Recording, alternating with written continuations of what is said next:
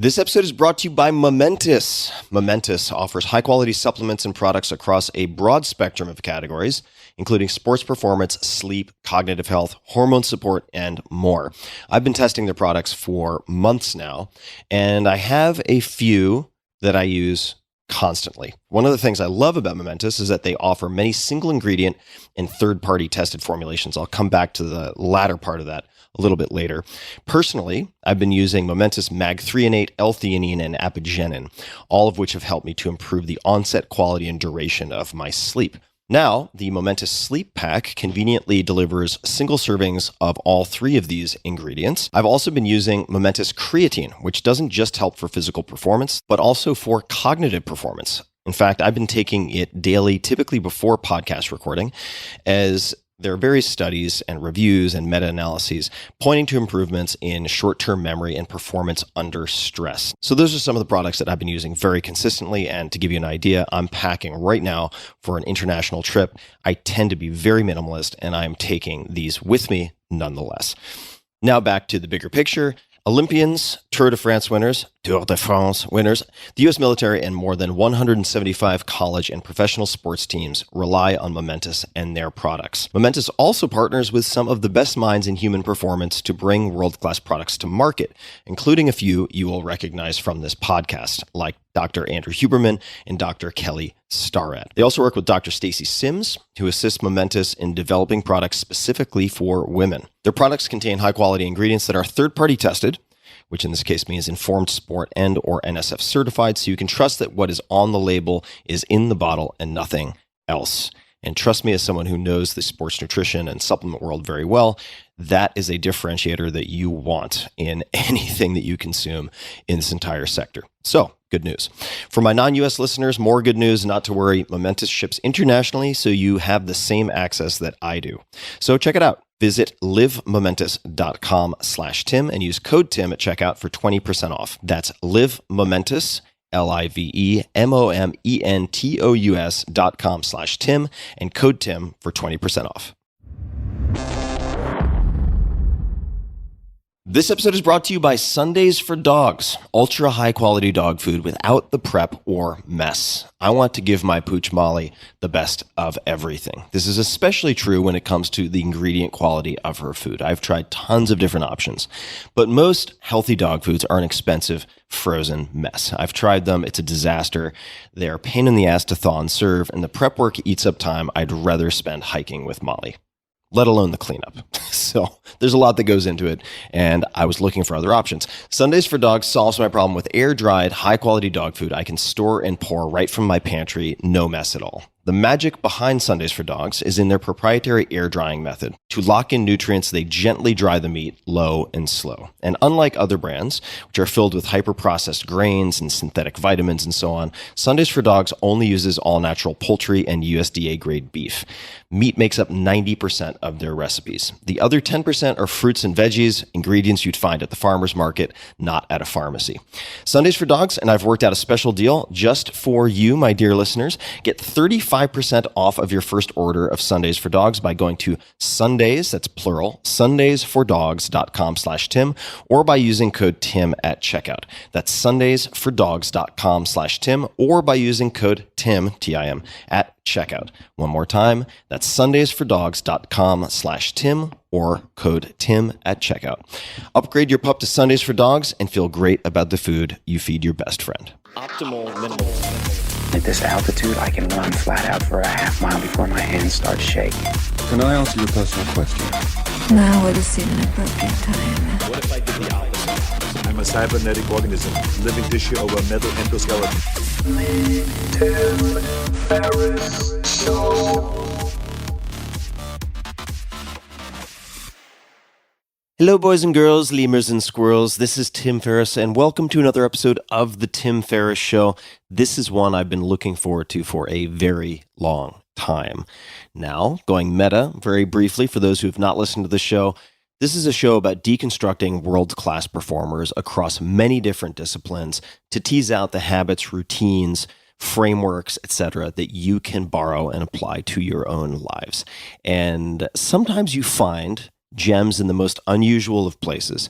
And today's guest may be an example of that. Apollo Robbins. Apollo Robbins is often referred to as the gentleman thief.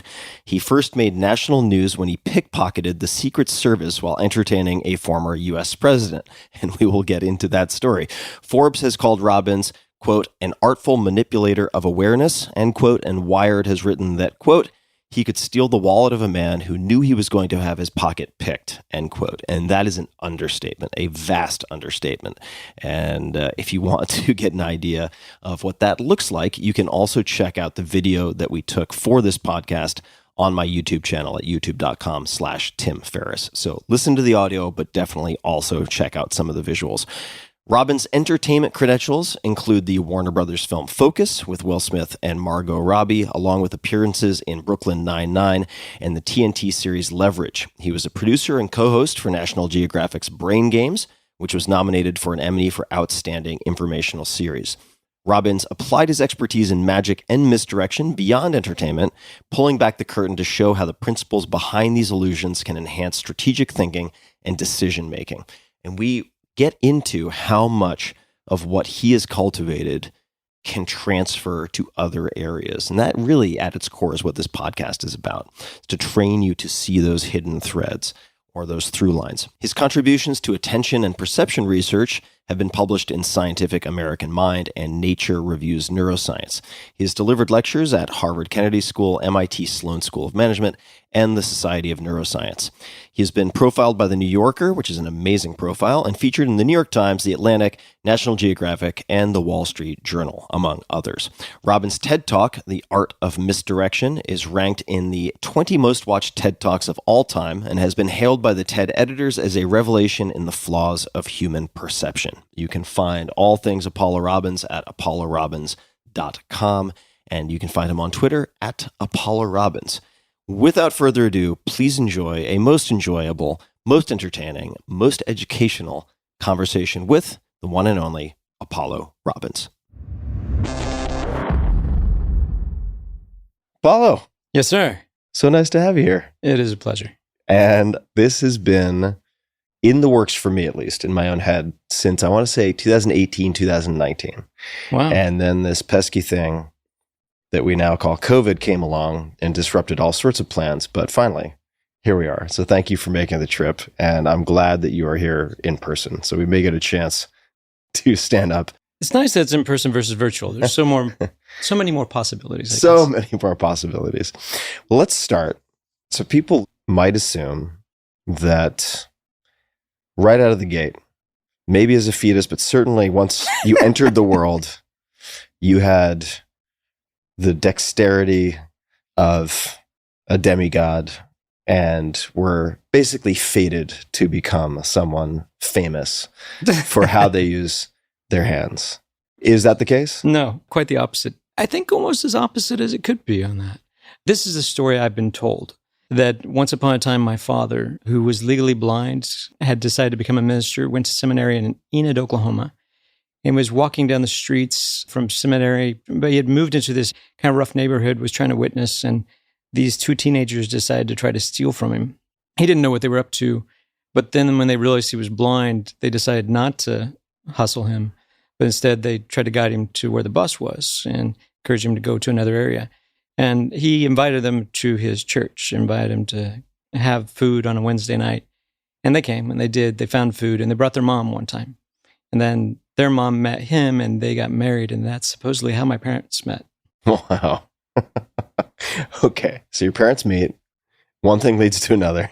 Yes. I'm assuming no immaculate conception. Perhaps. And then you enter the world. What were doctors' expectations of you? They were upside down. So because my mother had had previous children, she had had 3, and she was a widow, they were also in their teens. They assumed that I had the same father. So they didn't test their blood. So there was a factor in the blood. I think it was an Rh factor, but it created what they call ABO blood disease. So it required when I was born that I had a transfusion. There were a few other things. My mom had lupus connective tissue disease, which created tumors in her uterus. So my legs developed around those, so they were twisted up. And I think out of that, when I was born, there was a product of a little of the Forrest Gump thing. That I had to wear braces on my legs like Forrest Gump to get around. But also I had fine and gross motor problems. I couldn't control my hands. It was kind of the joke of trying to clap the hands 3 times at the therapist. I was a little bit better than that. I can clap my hands, but I couldn't do a lot more.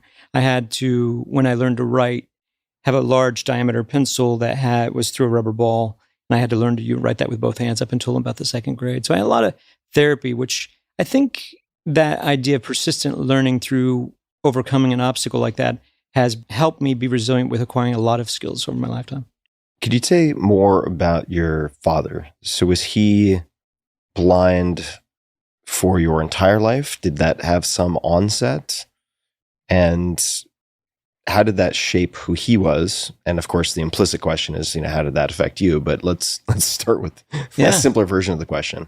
Could you just tell us more about your father? He was a short man, and I think that factors in because he was about 5'4", so it's quite short. He was very physically fit. He climbed rope without using his legs. He was very quick to go to a fight when he was younger. And then one time when he was going into college, he was studying to be a CPA, and he had tubercular meningitis that affected him for about a year and a half. It was a very serious disease at the time. I mean, it still is, but at the time it was more pervasive. And it made him blind during the product of this year. And he became kind of born again. Somebody had come to visit him and witness to him during that time. And he decided he was going to change the course of his life and become a minister. And that, I think, made him a very dogmatic minister too. He really embodied himself thinking about the difference of Paul versus Saul in the Bible. And when he came out, he was a traveling minister for most of my early life. He would travel, visit churches.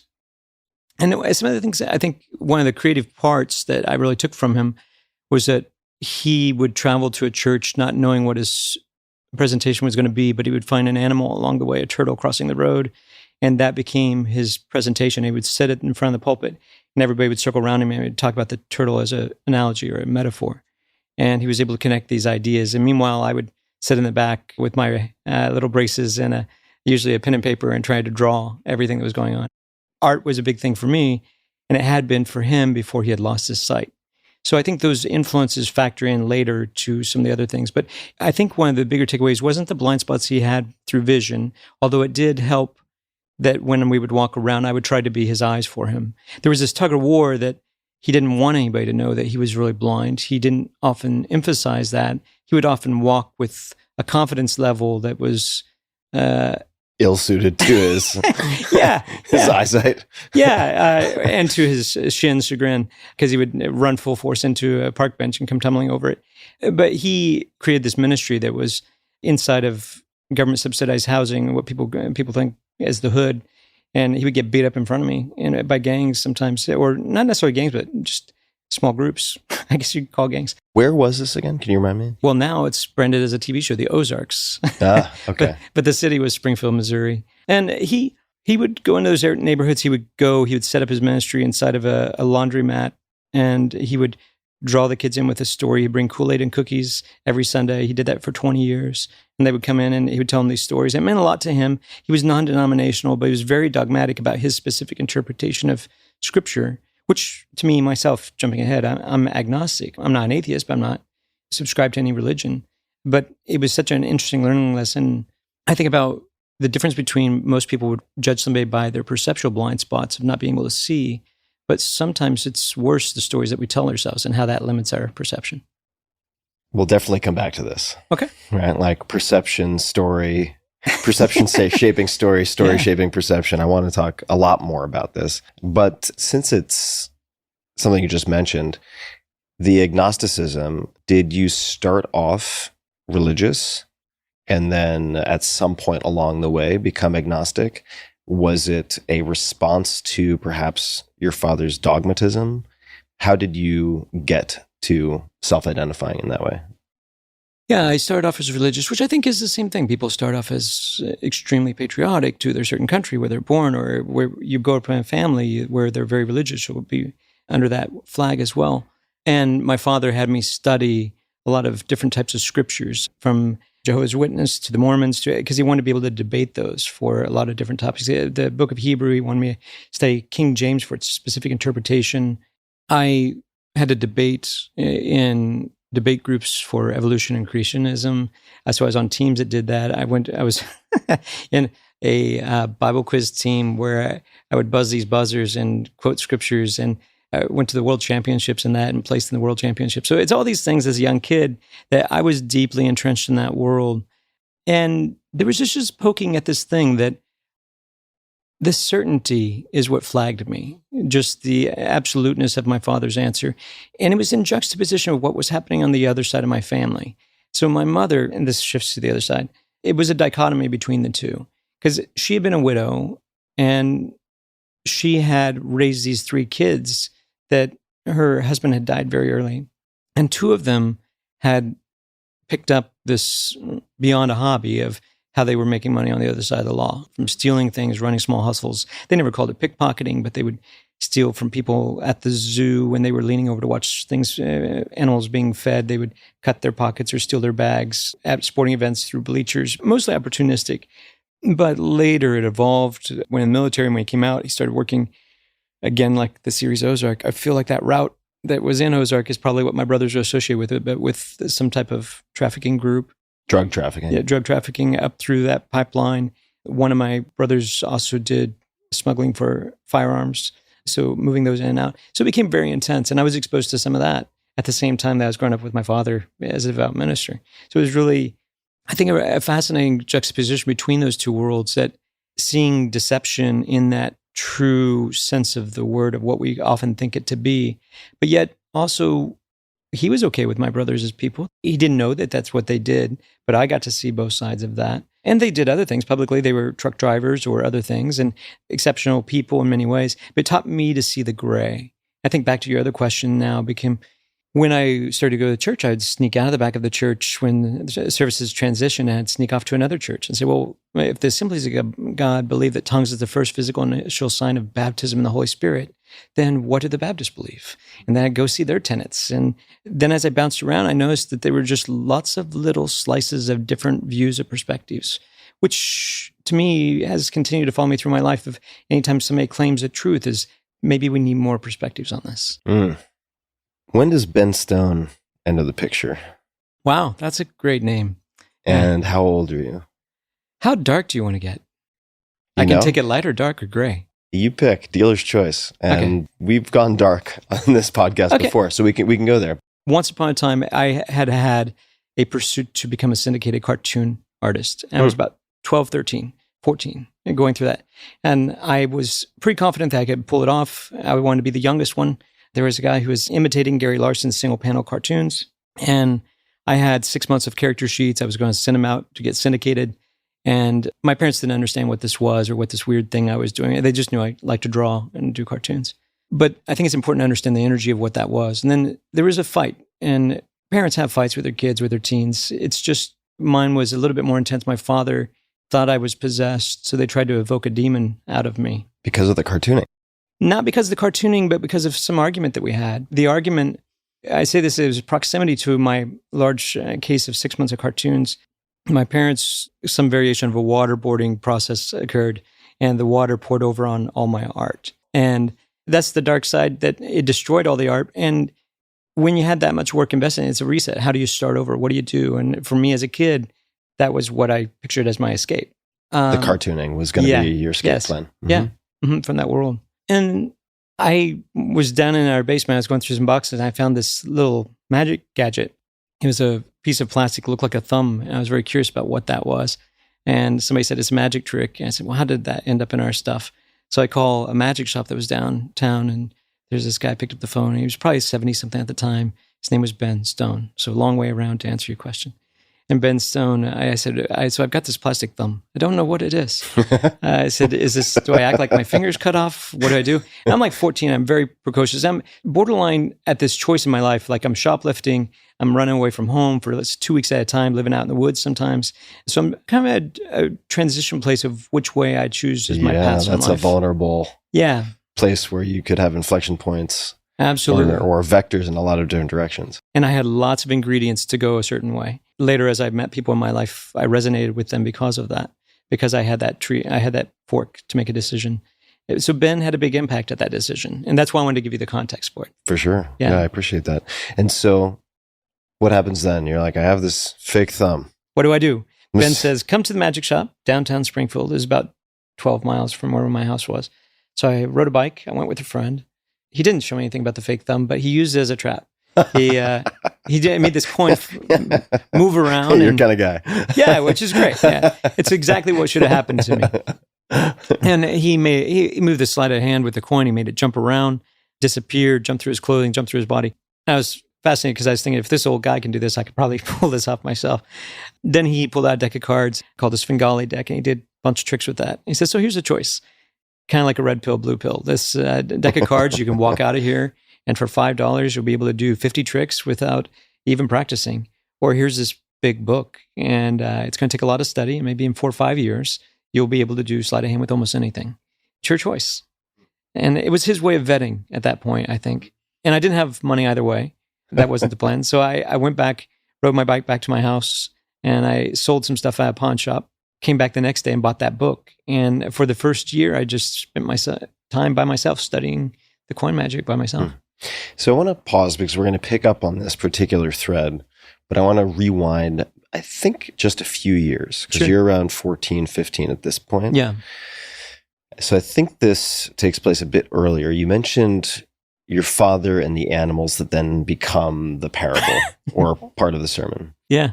You can't believe everything you read on the internet, but is it true that you also used to take in orphaned animals? I did. Okay, Yeah. So can you tell me more about this? Wow, do you have a research department? That's great. Yeah. Got teams everywhere, Yeah. eyes and ears on the ground. Yeah. And so I'm curious how that came to be, and if it, I don't want to make it too leading of a question, but how that has informed or how it reflects who you are. Wow, it's very salient, I think. When I was like 8 or so, I guess earlier when I would take walks with my father, he couldn't see things, but he would stop me when we'd go for a hike through woods or something, and he'd say, if you look around you right now, within 5 foot, there's a world. There's lots of little worlds. There's little communities of things that are happening. You just have to find them. So find them and tell me about them. That was a big thing. I saw a lizard on a tree, and he said, walk straight to it, and it's going to run around the tree. When it does, reach straight around behind it and cup your hand. And he taught me that I could catch a lizard by walking around the tree because it'd go to the same position. There's kind of a pattern to that. And he taught me this perspective taking for animals, I think helped a lot. It's a variation of empathy that I think transferred later on for me. But I had, at that time, squirrels, raccoons. I babysat a bear for a weekend, a baby bear. So, hold on. Let's take the bear as an example. Yep. So bear drop off. See you next week. What exactly happens? How do you get like, a bear how dropped does off at the your bear house? make its way to you? Apparently now they have a mail order service bear in a box, but no, just kidding. Be careful on the internet. You might get something you don't expect if you try to order that. My address is online. So at that time, I had raccoons, which is a predecessor to getting a bear, as I've learned. It's the bear starter kit. I had worked with the Humane Society as a volunteer from 8. I was an early entrepreneur from the time I was 5. I was always doing some kind of hustle. Was that encouraged? Did that just emerge sort of out of your programming, out of the box? It was just something other people were doing? It sounds like you had a family that was sort of active in extracurriculars. But if you broaden the definition of extracurriculars, yes. There's a specific moment. So at 5, I was at Walmart and I saw a toy rifle that I really wanted. It was a single bolt, had a little toy bullet inside of it, and I thought I must have this. And my parents didn't have money to buy it, but they said, if you want to get it, you're going to have to come back and buy it, but write down this number. And I wrote down the number, the cost of what it cost to get that. And they said, it's probably going to be there for this amount of time. So you got to figure out how to get that much money. And so I had to learn to count that much money. So I had to learn how to count the coins. I was finding pennies everywhere, doing anything I could to try to get jobs from everybody. And I got all these pennies and nickels and dimes. And they took me, my dad walked with me to the bank and we got these paper rolls and he had me put everything in there. And as we put the paper rolls up, we'd count up these dollar bills and other things. Walked to the store and I brought all these paper rolls of coins and paid for that rifle. And it was probably about a month's work. And after that, I thought, how can I do this faster than going around collecting pennies? So I was like, how else do you make money? Because there's a lot of things in the store I want. And so from paper routes to creating a little art business where I had a knack for drawing when I was a kid, even though I was disabled a little bit. I was early to pick up on 2D perspective, 2-dimensional perspective, or 3-point perspective. And so it gave me a unique insight, I think, at that age that I went back to the back of a comic shop, took down the flyers of all the artists there that were the best and said, hey, if I bring you work, will you, instead of giving me a percentage, will you teach me lessons? And so I started mentoring and finding mentors very young. And that has persisted with everything I've learned since then. Okay, we're going to talk about mentors. How does the bear in a box fit back to into bear in a this? box. Do you Yes. get paid to babysit bears? No, Okay. it was a slight ADD tangent. So So, I'm in. Yeah. No, it What was am I doing raccoons. podcasting? But I was along that. So I was doing lots of little efforts. Like I was used to working jobs, and I went to the Humane Society and I volunteered for a couple of weekends to help out. And I saw a puppy get euthanized because it didn't have enough space, and I was like 8. And that hit me pretty hard because they just didn't have space. And I was drawing a lot, and I was really interested at that time of being an architect. So I redrew spaces of their cage to do triple stack cages, and they ended up saying they would use the idea so more dogs could stay there. And they added me onto the board of my local humane society when I was like 8. So then I said, I want to help other kind of animals because I like all these kind of orphan animals, and I study their habitats. And I never have said this stuff out loud, so it really paints a picture of myself that I haven't seen before. But it's fun. So then raccoons were part of it. They were orphaned, and they brought 2 raccoons to me, and I raised them and reacclimated them back to be released into the wild. And I had a knack for that, of getting animals to successfully re-release into the wild at an early age. What do you think made you good at that? When you can't walk the same as everyone else, you end up watching everyone else, and you become a people watcher. And there's a lot of commonality between animals and people in those ways. Of you start to do a lot of what I call perspective shifting, of jumping into their head to think, why would they make that decision? Why would they not do that? I think that helped with the animals because I had to figure out, how do I teach raccoons how to forage? How do I create little plastic containers with mud and crawfish, and what are the things they're going to need, and why are they not adopting that? Why would they? So I was very interested in behaviors of that at that time. So that's probably part of it. But then this lady who was kind of mentoring me on that, her name was Charlie Strofkamp. She was a fascinating lady who'd been a law enforcement officer that got mauled in a bar fight where she was trying to pull some people out of a bar fight and then sliced open her arm, and she had a single arm, but she took care of bears and buffalo and all sorts of crazy things. She was a powerful lady. And she said, hey, it's amazing what you just did with these raccoons. Would you like to take care of this young bear for me for the weekend? It has diapers and it needs to be fed. It was magical. It was an awesome little milestone at that time. Wow. How old were you? I was probably 8 to 10 is when I was doing those things. So it seems that, to your parents' credit, they were open to you having a bear in the house. Not in the house. Not but yeah. so much. Where did the bear in the diaper stay? I had a habitat that I was using for the raccoons. It was square footage large enough to let them move and roam. Like a shed type of place, or was it more of an outdoor enclosure? It was an outdoor enclosure that was chain and fenced in with some options for it to go inside that could work for it, yeah. But I had to build a lot of those. And my mom had a background on a farm, so she taught me how to build a lot of those. I lived in the city, but we had a strange backyard, strange house. So let's pick up with the book and the path of magic. So how do you go then from, let's just say, broad magic, generalist magic, to what you have become so well known for? Is it like, well, first you go to med school and then you figure out your specialty, Yeah. and then like you do your residency and you're like, okay, actually I'm not really great at this, but I am pretty good at this, so let me zig and zag. Was it that type of process, or how did you meander your way? Maybe it wasn't meander, maybe it was a direct line. I was always kind of full force in whatever I did. Yeah. And I think that that's part of it, that sometimes when we're trying to get to a place and we just feel like we need to get to that place, we can change the vehicle. We just know that we're on that journey. And that's often what it was. I knew I was getting out of where I was. And that was a big thing for me, is getting out of the place where I was growing up. So at that point, this was going to be my next question. At what point did you have the conviction that magic, or some variant of magic, could be your sort of metaphorical bus ticket Yes. out of that place in the way that you hoped cartooning would be? Yeah. Which is a fun combination. The book was a dense read. And I think it helps me, though, now when people try to learn from magic, they try to learn it without mentors and from YouTube videos where they don't have to deal with people. And so you don't have to do the perspective taking and the management of a person in the same way. When you're first learning it, you're just learning it to fool a camera or through a certain angle, and you only have to do it once. So it's a different thing. And at that time when I was reading from a book, I didn't have a mentor. So I was reading this dense copy that described how something was supposed to look magical. And I was trying to transfer that into an idea and doing that in front of a mirror. And I started to find ways to do it, whether they were the way the book intended or not. But what I had at my disposal, I think, is also because I've been exposed to like my brothers stealing things and other things, it allowed me to have a perspective that I didn't have the same baseline other people did for guilty knowledge, for an anxiety that happens when you get caught. And so I was willing to try things that other people thought made them shake, it made their skin shake, make them do. And I was very comfortable with doing a lot of unusual things with magic that really started to shape, for instance, instead of trying to do what you can call complete vanish, where a coin's going to disappear, but rather than retaining in your hands, you hide it somewhere in a pocket or somewhere else. I thought, why not put it on another person? They won't find it there. And I'd had that experience one time. I was shoplifting early, probably 13. What were your go-to shoplifting items? And were you shoplifting to use them or to resell them or something else?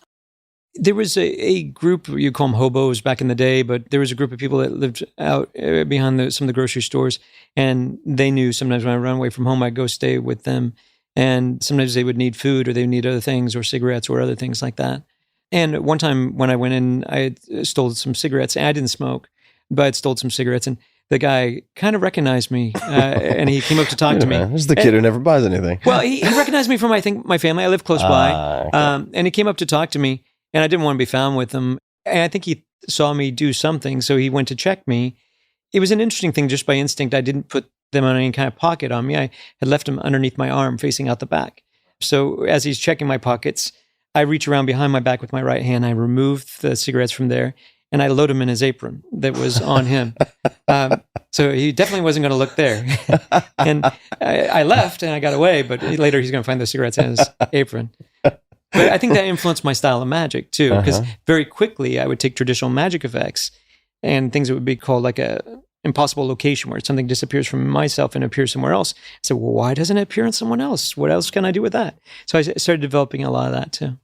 So where did you go after the book? Right, you have this initial tome that you're digesting and shaping and experimenting with. Yeah. Course one. You flip the last page. Yeah. You've tested what there is to test. I was trying to find a magician I had seen when I was like 7. And there was a guy that I thought he was a magician, but I didn't realize it was a magician quite at the time. And when I was like second grade, this guy had come through my school, and it was just an announcement from the principal that called the teacher out of the room. And there's this guy working on the window. He was in overalls. And he was working on the window, and he asked one of the kids to help measure a rope. And then he cut the rope, and it went back together. It wasn't a show. It was just these magical things were happening from this old guy that was fixing the window. And then everything that came out of his toolbox that he was trying to use was doing some weird thing. But it wasn't a magic show. It wasn't presented in that social contract. And it hit me over the head. And later I found that plastic thumb that I found was a gift to my parents from him. So later I went back to try to find him. I found his widow. And she told me about this magic club that was in my hometown.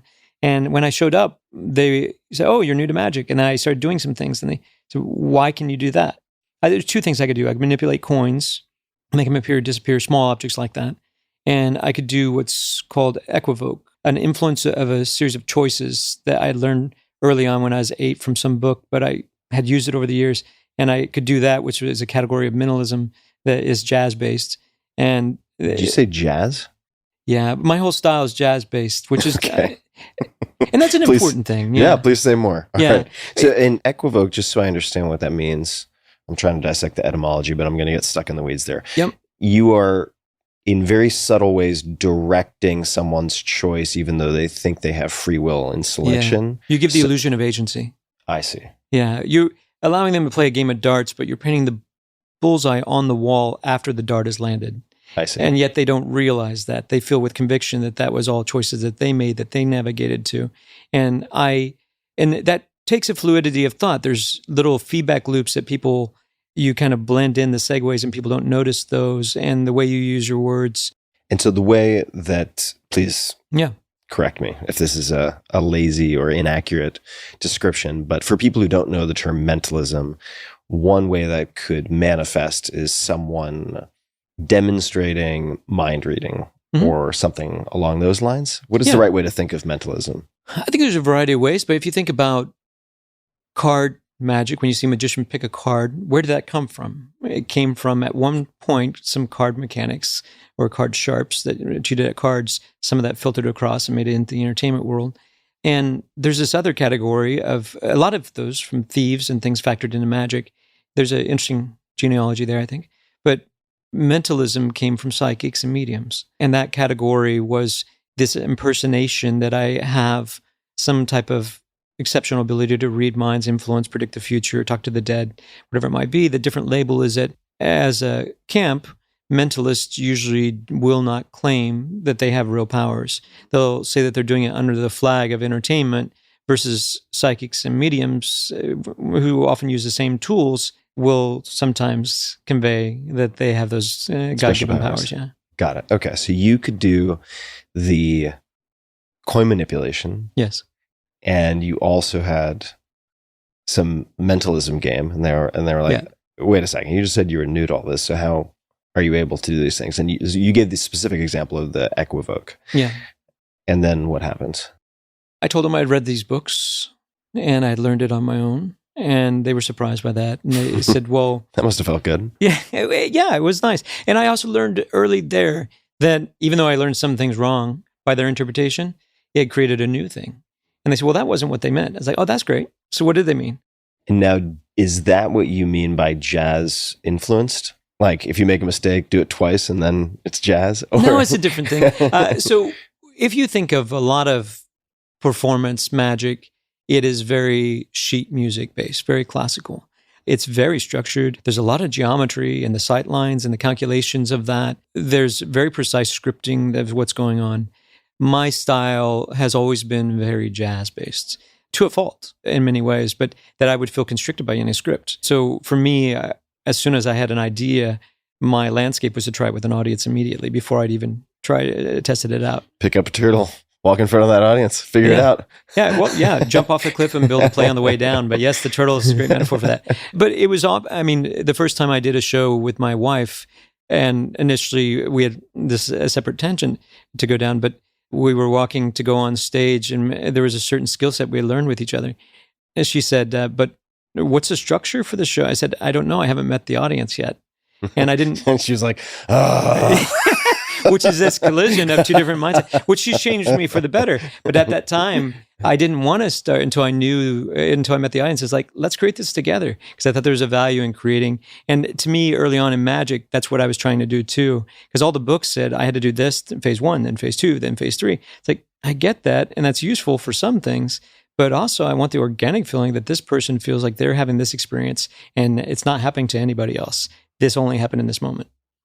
All right. So did that magic club figure into your skill development? Was it a launching pad? Where did you end up going from there? They offered me books, more books. So you like books. Yeah. And they said, well, if you could get through that book that you first read, why don't you take these other books and learn some of those things? Because there's this great quote, I don't know who it's attributed to, but when we buy books, we think we're buying the time to read them. And I feel it's as my unread stack would agree. Yeah, and I think that's what they were suffering from at that time. So you have this energy, you read my books and teach it back to me. Genius. Yeah, so they did that to me, and that was a really cool thing. There was a couple of people that influenced my magic trick of its own type. It is, yes.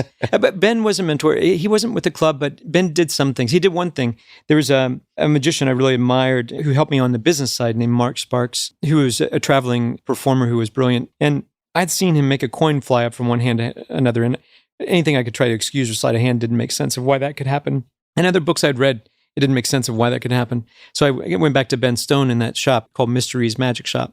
I said, Ben, what is with this coin? Well, I think it's this. Here's my hypothesis 1, 2, 3. And he goes, well, that's obviously Daryl Fitzke. I said, Fitzke? And I said, oh, no, that's not on my radar. And he says, well, Fitzke wrote 3 books. It's a trilogy. Go read that. And so I picked up one of the books, Magic by Misdirection and the Psychology of Magic. I read it, and it was a hard read. And I came back and I said, Biv, it wasn't in there. And he says, well, he wrote 2 other books, The Trick Brain and Showmanship for Magicians. So I read all those. I came back and I said, it wasn't in any of those because I must be wrong. And Ben tricked me again. He tricked me to use my desire to learn how to make that coin fly up to read 3 books that have influenced me to this day of a very structured analytical approach for performance that I needed, but also for the psychology of magic and understanding how an illusion is constructed in the audience's mind. And I needed that at 15 because I wasn't thinking about that. And so that was the biggest thing, I would say. And there was many other people that from that time period, a gentleman named Ed Dillard, who was a year-round Santa Claus, who did amazing things. He would go into a mall and he created experiences. That was a great thing because he was a year-round Santa Claus. Yes, he lived it all year, right? So anybody who saw him, but when you'd see him in a mall, you see people go up and a kid sits on Santa Claus. But what would be effective with him is a 12-year-old would say, I it's Santa Claus. And he says, it's good to see you, Nick. So what's been happening this year, Nick? It sounds like you've had some problems with your friend. We want to talk about it. And he would say these things and just know so much about someone. And he was minimalist as well. Not to also throw off that he had a inner ear microphone in his ear and the parents had the other side of it. But he had this great book of Latin that was Santa's book, and it was all carved out of leather with this beautiful book. And he would tell anybody about anything about themselves, but through the auspice of Santa Claus. And I just loved this beautiful approach that it wasn't so much of what I saw magicians initially getting into magic for was to fill a hole in themselves. They were hiding behind what they were doing. They're trying to get this validation from somewhere and they needed attention. And that wasn't the driver for me. I was trying to figure out, is there something here I can create sparks in people, an experience like that guy did in my 2nd grade when he came in as repairing the window or the Santa Claus. And so I think it started to shape that I had one skill set, which outside of magic, I could steal things that I could blend in. And there was a few factors also. I studied a little bit of martial arts. I had some understanding of animation, and all of them kind of settled together to create a style that I developed. How did animation inform the style? There was a great book called The Illusion of Life by Disney's, what do you call them, his 9 men. But it talks about the illusion of life, how to create in just frame by frame when you're hand drawing, how to create life motion. And one of those is secondary actions and what they call slowing in and slowing out, something moving at the top of a curve, how it will have more frames versus on the bottom of a curve. And I started realizing there's overlaps in relationships of that to Aikido. And when you study Aikido, there are certain half moves and half circles. And so when I started blending those together with sleight of hand, I realized that I could lock people in a dance. When you're doing a cross-body lead, how does somebody know that you have a lead, and how do you transfer that with your hands? So by putting those together, I started to see that I could manipulate a person's body and tell them a story that they wouldn't register consciously. And I could lock up their body without them knowing that I had kind of locked up the mechanics. Lock up meaning like gain control, hijack. Yeah, put them in a frame, as you would say on the street. So I could put them in a frame that I didn't need other people, a team of thieves to help me. I could do it by myself, and I could use certain things that would draw. I noticed from animation, because of that, there were certain motions that drew attention, and that later became a thing too. Just a quick thanks to one of our sponsors, and we'll be right back to the show. This episode is brought to you by AG1, the daily foundational nutritional supplement that supports whole body health. I do get asked a lot what I would take if I could only take one supplement. And the true answer is invariably AG1. It simply covers a ton of bases. I usually drink it in the mornings and frequently take their travel packs with me on the road. So what is AG1? AG1 is a science-driven formulation of vitamins, probiotics, and whole food sourced nutrients. In a single scoop, AG1 gives you support for the brain, gut, and immune system. So take ownership of your health and try AG1 today. You will get a free 1-year supply of vitamin D and 5 free AG1 travel packs with your first subscription purchase. So learn more, check it out. Go to drinkag1.com/Tim.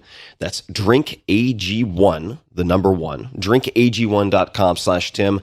Last time, drinkag1.com/Tim. Check it out. So a lot of people try magic in some form or another. Mm-hmm. Very few people make it to the point where they are performing, giving TED Talks, getting profiled by the New Yorker, etc. Very few. What were some of the most important inflection points, say picking up where we left off, right? After reading these books, after having these various inputs, I guess maybe it could have been during these various inputs, like the martial arts and the jazz and the dance and so on. What were some of the critical moments, let's say? Mm-hmm. Could be decisions, could be interactions, could be people you meet that helped to set the trajectory? I'm so fortunate to have had some incredible people influence me along the way. And I've kind of surfed through my career from person to person that's made an impact on me. But there's one I'd say that makes the most impact, which is my wife. I'll circle back to her because she's probably the biggest. But at that time, when I was in Las Vegas, I was married when I was young. And so it was my first wife. When did you first get married? I was 18. So I was married. I had a son who now I have 2 kids. I have a son who's 30 and a daughter who's 6.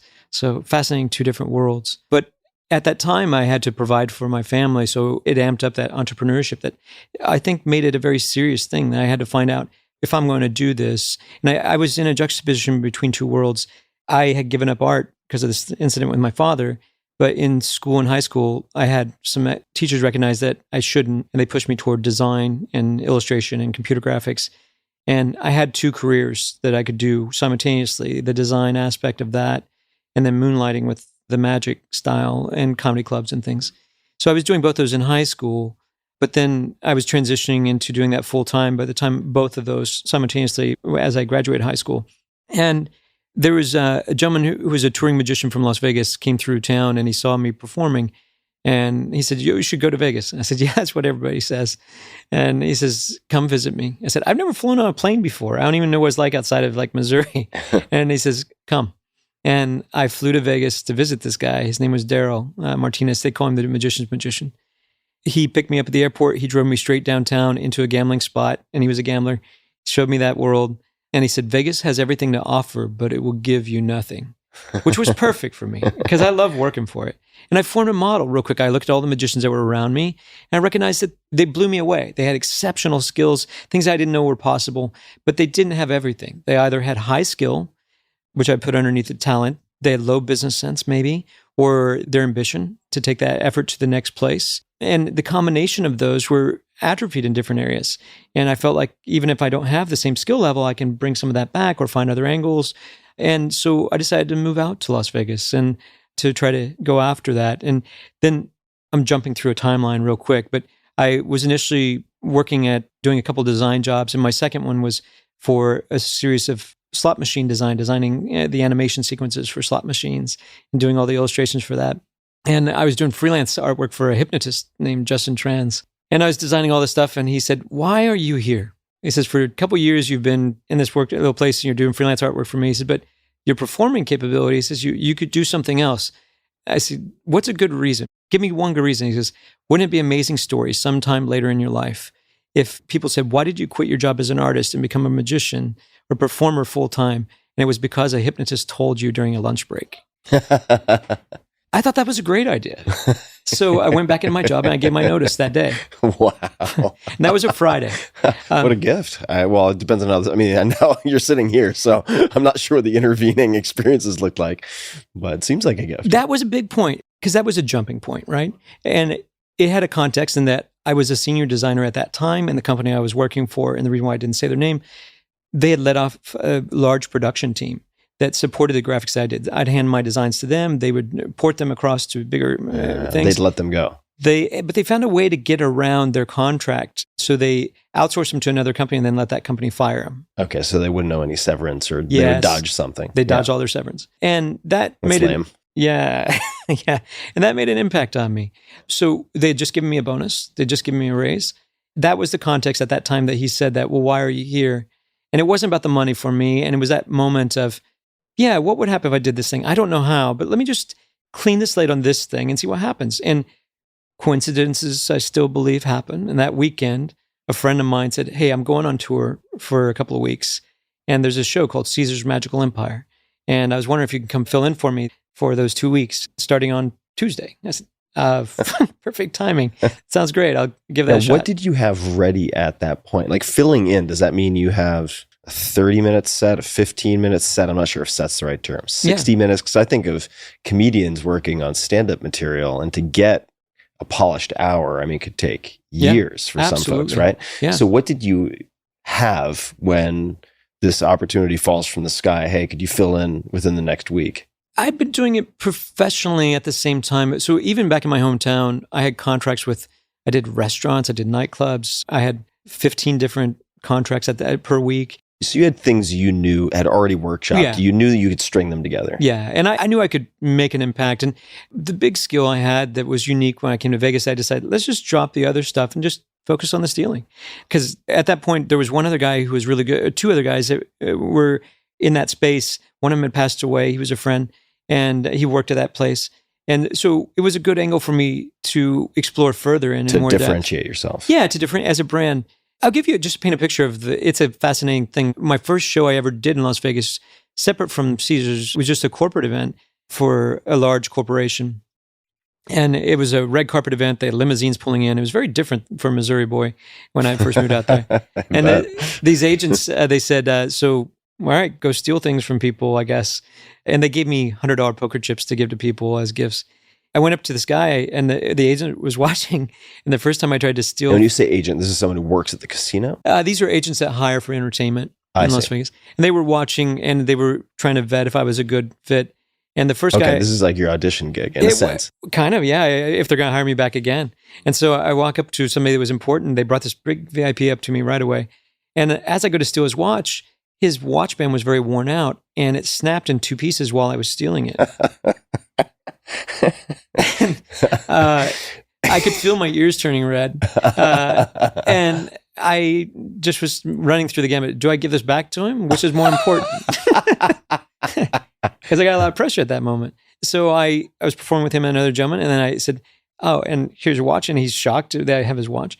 And before he even processed, I pulled out the other piece of his watch and gave him the second piece of it, which was a leather band. And I said, see that lady over there? He goes, yeah, that lady? I said, yeah, see her watch? I said, I'm going to let you see it a second time. This time I'm going to steal her watch. I'm going to try to do it without breaking it. Now that's a lot harder, but I'm going to try to see if it's possible. He goes, no, you can't do that. And I was gambling on the idea that he didn't need the money. He probably knew that he needed to replace this band, but I'm reframing it that, hey, that's a whole nother level. You guys want to try it? And let's move past this idea that I just broke his watch. Jazz. Yeah. Which that's always Hard been my to script for. Yeah. And that's constantly what was required from me. I didn't take cigarettes. You took cigarettes in the apron. Yes. So that's my career has been a majority of those, right? My first day after I had left my job as a designer, I'd come over to work at Caesar Palace. I was accused of stealing this lady's rings. I was doing a performance in front of a group and she said, my rings. And her husband said, where'd they go? And she says, somebody stole them. And I hadn't even touched her. And I said, what did you have? And she goes, I had diamonds and rubies and emeralds. Oh my. And I just said, oh, I must have sent them as a child support payment. I just turned it as a joke. And then the husband really got mad. Didn't like it. No. And so once everybody cleared out, they came at me too. And he said, give us the rings. I said, do you really believe that I have your rings or are you joking? And he says, no, give us the rings. And he says, right, we're going to the police. And they started to leave. I said, stop, don't walk away. And he goes, what? I said, if you walk away right now, you'll never know if I have your rings because I could hide them anywhere. But I want you to know that I don't. So I'm going to walk in front of you. I'm going to keep my hands out to the side. You watch me, we're going to walk to police together. So we walked out in the casino, we went to security, and I got strip searched. And his wife went up, she was very dramatic, which to me conveyed that she was sincere about her belief, that she really believed that happened. So then she, up in her room, found her ring sitting on a sink and she'd been washing her hands. Do you get an apology? I did. Well, that's good. But I think it may also helped. It wasn't just an apology. It helped me secure a job there beyond filling in for a friend. I got it for 5 years. So that 5 years came from how I handled that situation. And over that time, I had people grab my throat, pull out a gun one time, pull out knives. Hold on a second. This is at shows, right after a show? During shows all over the place. I've had every variation of that happen. Because they think you have stolen something, or they're upset that you or maybe duped I them, have, yes. Yeah. But it was in a social context of entertainment, right? Right. Yeah, but still, that's a different thing than if you mess up on a magic trick. Mm-hmm. If you mess up on a magic trick, they caught you. Look, I understand how your trick works. In the space I was playing, it was accusations, law enforcement, lawsuits, and I was constantly dealing with that. I learned certain rules. Don't steal from someone who's been drinking. Don't steal from someone who has Alzheimer's or any potential for that, because that's a really hard one to fight your way out of if they believe they had something they didn't. And I started making my own set of rules, and it changed one big thing in my style, which was, all right, I'm going to treat this like a vampire. I'm going to tell Like a him. vampire. Vampires had to be introduced into the household across the threshold. You're right. They need to be invited. So I'd say, in 3 minutes, I'm going to be wearing your watch. Try to catch me. And if they say yes, then... But that was the first time I had ever seen that happen. When I had studied the history of theatrical pickpocketing and everything, there wasn't that open challenge that, beware, this is about to happen. If you engage, that's the game we're going to play. Are you ready? But it now meant a whole different thing. But it came from all those concerns and lawsuits and everything else that almost happened, never landed. But now I developed this style that was a very different style, very potent style. But instead of surprise, it was suspense. Yeah, exactly. It was suspense. It was also like a preemptive strategy. Yes. So you would have less need to be good at reacting because you're setting the ground rules and getting invited as a vampire. So at what point then, you said 5 years, is it within that span that Jimmy Carter and the Secret Service show up? Yes. So at that time, I had been there, and I'll give you more context. So when I was performing, it was a specific role at the beginning of the show. 24 people would go into a certain area and they'd be there for 10 minutes before they went on to the next part of the show. During that time, I would steal from 4 people and pass their items off for the function in the show. And one person then I would bring up front, steal all of his stuff while everybody's watching and give it back. And then later everybody would find it and it comes back to them later. I would do that every 10 minutes, 6 times an hour, 5 hours a night, 5 nights a week for 5 years. So some math is somewhere around 200,000 people plus my side gigs, that it became a lab for me to experiment. Can I take someone's glasses while they're wearing them? And what does that do? Is it possible? Can I steal their belt? What are the boundaries? And that was a place for me to experiment on the aspect of that. So could you please tell the story of the Secret Service? So about probably near the end, about 3 years after I've been performing at Caesar's Palace, there was a special night when I come into work and they had a big meeting before the show. And the manager said, we have previous president of the United States coming in to visit, and we are going to have some people go home that haven't had background Slightly checks. different rules. Yeah, because they had done background checks on all of us. And he said there'll be photo ops as he goes through the show. He's got a small party with him, but the whole theater is just going to be sectioned off for that. They have Secret Service will be here, so don't be alarmed, but they'll be stationed throughout the casino and throughout the theater. And then we were all departing, and he said, but Apollo, they asked you not to meet the president, not to shake his hand. They don't want it to get in the news if you're to steal from him. And everybody just kind of laughed.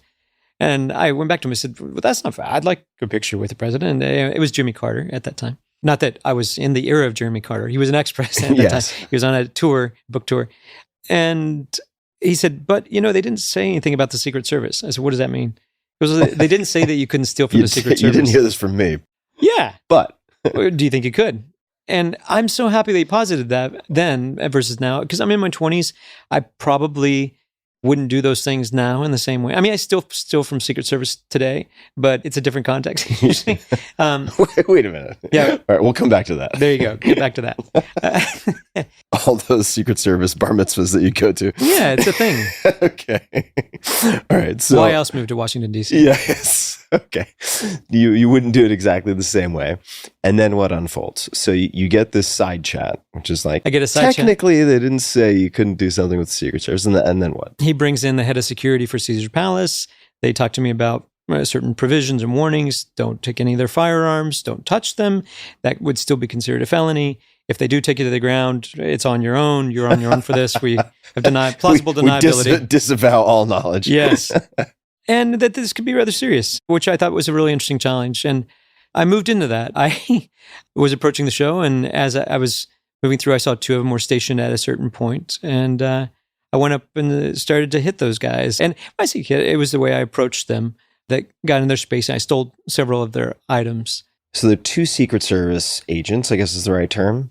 Maybe. Yes. And to a layperson, to a civilian, I think 2 more complicated. But maybe 2 actually provides more surface area / opportunity. But when you say you went into their space, could you paint a more detailed picture of how you ended up taking items from 2 very well-trained people who have a lot of situational awareness, who know what you do? Sure. You used a great word there. You said surface area. And surface area, they have a lot to protect on themselves, both where they keep their firearms, their credentials, the keys, the itinerary, all these things. So they just treat it as a whole, but it's got all these little parts. And I like to think of attention as like a limited resource. It's really useful to think of kind of the economics of attention. If they spend their attention one place versus another, how do you toggle that? And it's not traditionally like look here and not there. You're curating their attention. So in that, there's ways to approach it. And it's usually contextual. It changes from person to person. And when I approached them, I hadn't had an experience with anyone like that before. And the context was different. They knew who I was, specifically when I walked up. There's a nickname for me in the show. They called me Klepto. They said, it's not happening, was I think the first thing I heard from them. And I said, no, it shouldn't at all.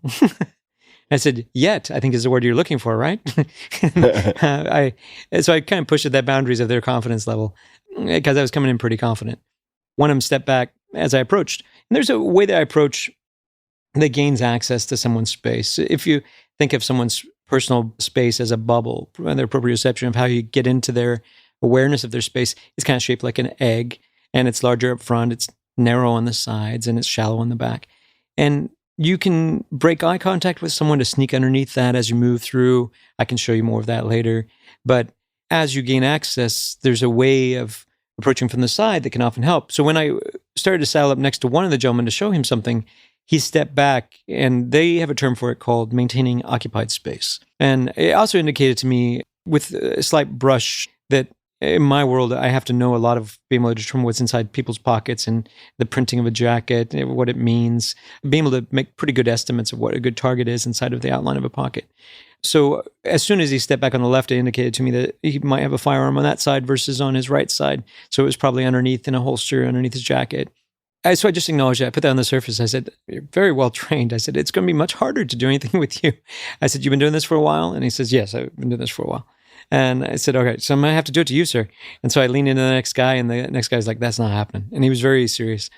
But now as I'm facing him and this other gentleman is here, he doesn't realize that he's giving me access from the side. The first guy. Yeah, the first guy. He guy. thinks he's off the clock. He thinks he's off the clock. And so that's one of the things, that by setting that expectation, he thinks he's done and the play has moved on. But now I reach underneath my arm and I steal from inside his jacket, and I steal what I found to be his credentials. It was wallet, passport shaped. And I steal his glasses from his outside pocket, and I steal a couple of things. And as I was talking to the other guys... Now, as you're doing that, does the other guy notice? No, he doesn't notice. And he can't see because he's watching my hands, and they're trained to watch hands. But there's all these pause points I learned over the years from different thieves and other ones of holding out places. And if I steal something, you're not going to get to see it go in and out of my pocket or anything. It's going to go somewhere else. So I can put it on them at a more accessible spot, or I can put it on me at another place. So I did some of that.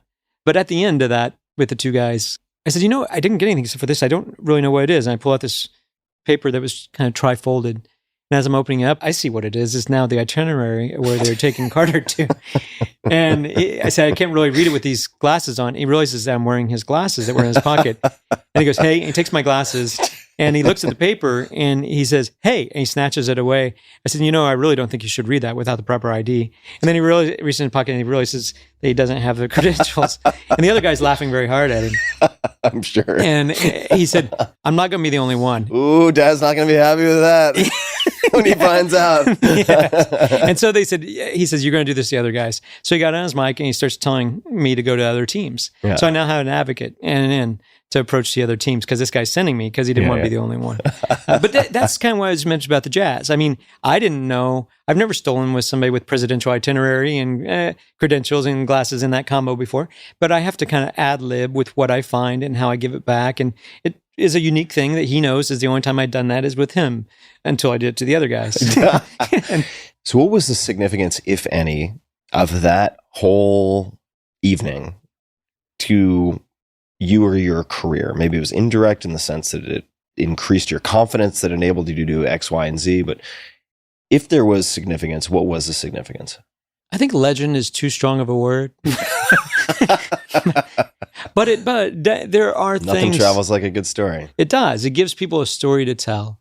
And it did. And it was one of a handful of legends, or lore, I guess, lore is a better thing, that traveled beyond me. And I found that lore can take you so fast, so far, but also it can encapsulate what people think you are versus what you are. And it can be hard to underpromise and overdeliver when people have this expectation of what you can Yeah, do. for sure. Because it was spread into, oh, you stole their bullets and you took out their bullets out of their guns. And I've heard all sorts of variations of that. That I began working for the government from that day forward. William Wallace, Yeah. 12 feet tall, Yes. shoots flaming lightning out of his arse. Yeah, And it was much better when people underestimated me. Because working against overconfidence was a great way to play. Pros and cons, right? Pros and cons, yes. And I was asked to speak for the Secret Service. It was around a time where there was a shooting at the Pentagon and there were two officers outside and a gentleman had approached and he drew firearms and both of them missed it, even though they thought they were watching for his hands. But they were both tasked on a similar thing.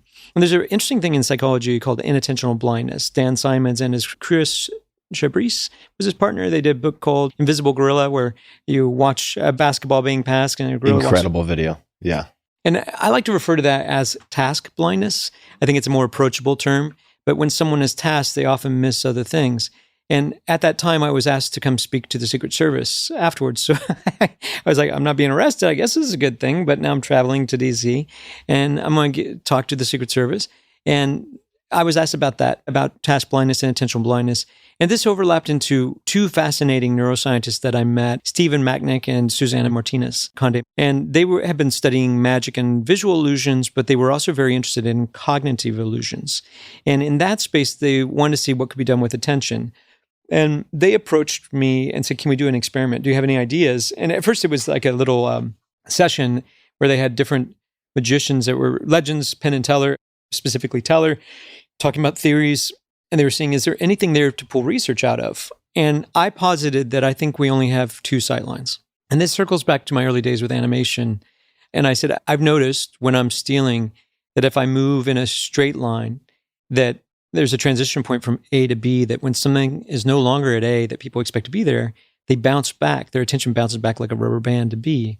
But if I move in a half circle from A to B, when we get to that destination point, nobody ever looks back at the point of origin. I said, so I sense that there's two types of sight lines, and there's a kind of suppression that happens during those. And I think that that's an interesting place to experiment with. And they said, yes, it is. We could do that with eye tracking software.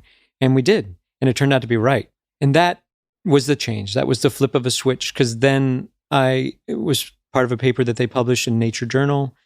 And then I was asked to speak at the International Society for Neuroscience, 10,000 neuroscientists. You broaden your lane.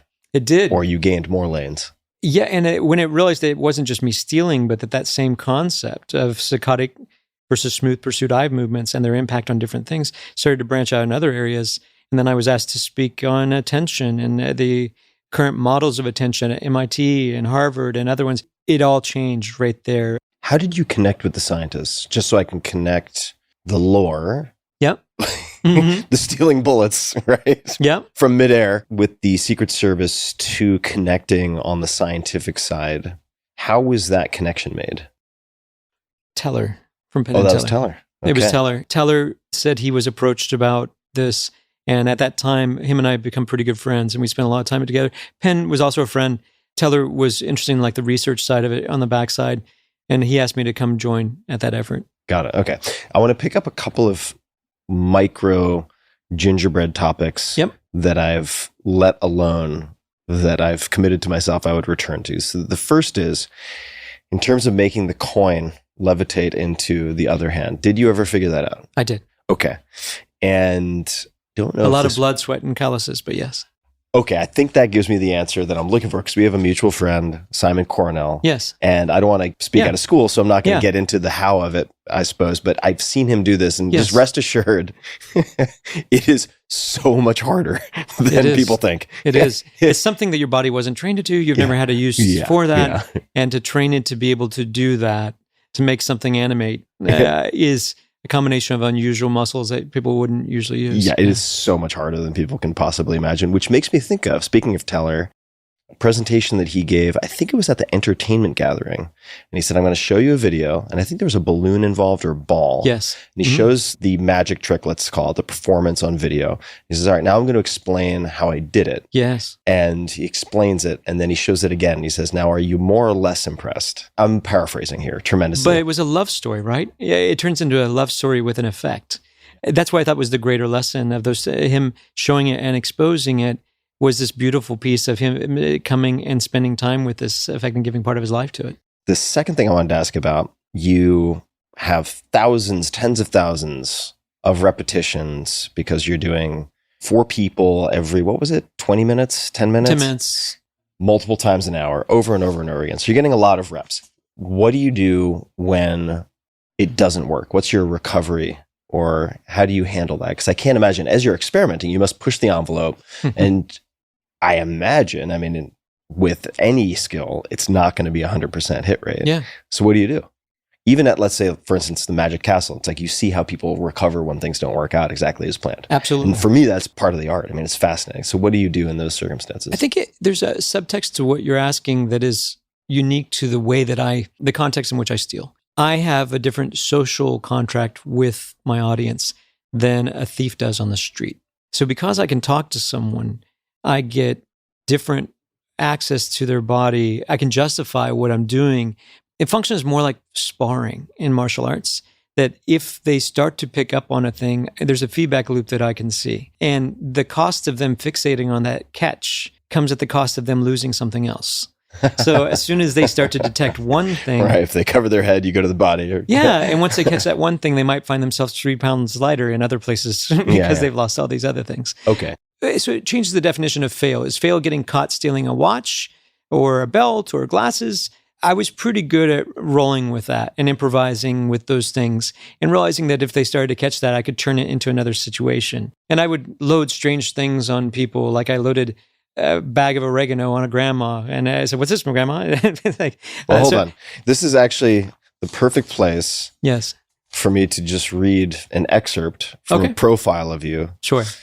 Which was by Adam Green in The New Yorker. And the title of this, I recommend everybody read this. And if you have anything you'd like to correct in the piece, we can cover that too. But A Pickpocket's Tale, The Spectacular Thefts of Apollo Robbins. So this is one of my favorite paragraphs. Fairy tales? Yes. When Robbins hits his stride, it starts to seem as if the only possible explanation is an ability to start and stop time. At the Rio, a man's cell phone disappeared from his jacket and was replaced by a piece of fried chicken.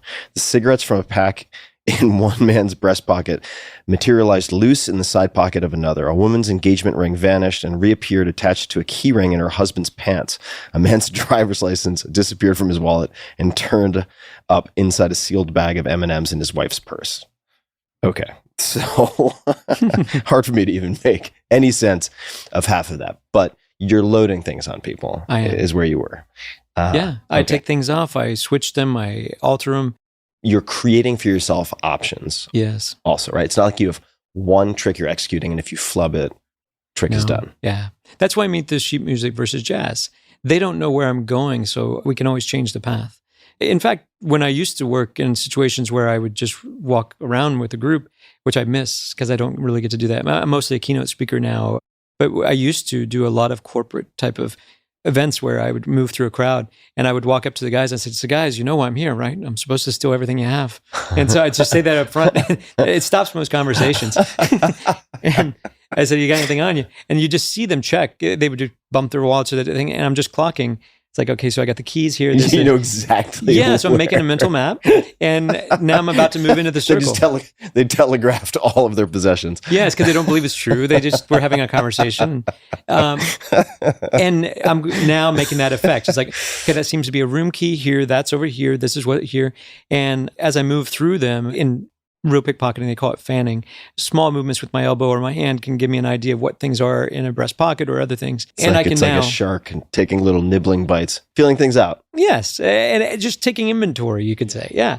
And now I'm crafting, or feeling out round in boxing, same thing, where people are gauging distance, they're seeing how people react. What's their pattern? What's their go-to? What are their defenses? Absolutely. What are their vulnerabilities? Yeah. Which is interesting because now that I don't have that, I've gone back to martial arts because it was one of the few places I could get that feeling. And I was studying a Filipino style martial arts. And as I was doing it, one of the things that I could do in the first part was they would go to draw a secondary weapon, sometimes like a trainer blade, and it wouldn't be there.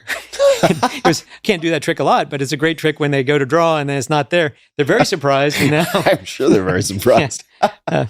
Yes. All right. So following this gingerbread trail, I just wanted to address a couple. All right. Your wife. Yes. So you mentioned, I think, that she's the most important influence or had the biggest impact on you, your career? How so? Yeah, and on life in general, I think when you're a specialist in an area, it's easy to get so fixated that everything in your world revolves around that. And mine was all around con artists, thieves, and I had a soft spot for those guys. I knew a lot of those guys that were intimate friends of mine that had done things that you would think of like Ocean's 11, where they pulled heists on casinos and switched out devices and things. And I knew those guys well, and that was my world. It was my cadre of team. And around that time, I had this weird inquiry to do a TV show about picking up women, just because as a side thing, people said, hey, you seem to be really good at this thing. And I wasn't ever a person who did notches on the belt, but it's another thing, the perspective taking, it's related to that and how you establish rapport and things. And there's a friend of mine who was hostage negotiation. He had a special forces background. He says, hey, why don't we do this book together and we'll go shoot this video and we'll ask women how they would like to be approached. And then we'll put hidden cameras on them and see when people approach them, how ridiculous people do approach them. And then we'll talk about that. And I said, sounds like a great idea. He calls me, he got a film crew coming in and some models and other things. And he says, hey, we're having this thing late night at a party in Las Vegas at a all-night spot. He says, come out. I said, it's too late for me. And he says, no, just come. And when I show up, he's talking to a group of women. And I thought they were probably escorts at that point. Yeah, professionals. Yeah, because they were close to the VIP section, and it was a small group, younger women, some older guys at the table. And I'd seen that a lot in Vegas. But when I get closer, I'm talking to him, and one of the ladies in the group, as they were introducing themselves, she had a background in psychobiology. She had just graduated with a degree in that. She was working as a crisis counselor on a hotline, talking people off the cliff. She would do some pretty intense stuff and studied abnormal psych and very kind of intense, playful. And he said I was a thief when he introduced me to this group of girls. And I'd stole... That is a hell of an intro. Like, you're going to get a conversation. It does. And one of them said, so I stole the girl's engagement ring with the thing, and I did a thing with that and gave it back. And this lady that later turned out to be my wife, she asked me, can you steal something for me? I said, what would you like? She says, chocolate-covered strawberry from that table over there. And she points at this table nearby, a VIP section. I said, got it. So I grabbed a menu, walked over, pretended to be with the staff, asked them if they're being taken care of, stole the chocolate strawberry under the menu, and then I walked it, and then I threw it over my shoulder to add a little flair. I caught it. I went to hand it to her, and when she went to take a bite of it, I put it in my mouth, and I just winked at her, so she'd have to kiss me to get the strawberry. And it's that playfulness, I think, that's the important thing. It's bold. It's bold. I like it, but it worked. Yeah, but it almost didn't work because her advocacy and her academia, and it was the opposite. It was too slick. And she felt that pressure from the group. She gave me the kiss, but we ended up leaning against the wall talking about psychology. And that dove into a deep thing. She said, have you ever thought about this? Long phone conversations later on. But she said, have you ever thought about all this stuff you're learning and how it applies to bigger problems in the world? And she was the one that encouraged me to do the event with the neuroscientist. She was the one that encouraged me to take the piece with the New Yorker, which I didn't even know what the New Yorker was at that point. I turned it down twice. Adam Green would tell you. I was like, I hear somebody better over here. It wasn't my thing. Barely knew who the politicians were. It wasn't my world. I didn't think about that. She said, let me have you watch a debate. And when I saw my first presidential debate, I went back to tell her. I said, tell her, you're a Latin professor. What was that? So why do I know all those things? They're so similar to this thing that the Yellow Kid used to do, or Titanic Thompson used to do this thing with this. Wait a second. Meaning you observed a lot in the debate. Yes. That paralleled what you had learned. Very similar concepts. And he Could said, you give an example? There is a term called Gish galloping. I forgot the guy's name for Gish. Gish galloping. Gish was a debater who would often do a package of assaults on a person or their human character, which would be, he'd say, during his 3-minute window of a debate, he would say, my opponent would have you believe this, this, this, this, this. And then the opponent's countermeasure for that becomes, well, they're overwhelmed. They don't know how to respond because they got 3 minutes, and he posed a lot of questions, and they don't have 3 minutes functionally to answer those questions. And that, very similar to me, was a noise-to-signal ratio piece that's used to overwhelm people inside of a cash exchange with shortchanging. And I recognize that as one approach. Shortchanging, so like giving somebody change, but less change than they and should overwhelming receive. a cash register attendee at that time. Right. And using ambiguous statements with different ways that they could take that. I can clarify more on that later. But a counter to that Gish Gallop, for example, back to equivocate, for equivoke. If somebody were doing a series of personal assassinations, they also, what they're doing is diluting their argument. Because now if I say 10 bad things about you, or you said that about me, then I'd say, as you can see, he's very impassioned about what he says. But notice there's a central theme between all of those. That central theme is X. And that's the equivoke, right? I can take all the things that you said, repackage them as another thing, and because you diluted all your points, because you put them all into the one bracket. So the countermeasure to that is to dilute that down, give you 1 point back, and I hijack the narrative. All right. So you're talking to Teller about this. Yes. And he was a Latin professor. Okay. So that wasn't, I thought that was a euphemism or a joke. He was an actual Latin professor? He was before in his career. I said, you know more about Socrates and Plato. So can you tell me what, and he says, yeah, you need to go back, read Plato's Republic. You need to study about Socrates. And he started prompting me to go back to learn this route. That's amazing.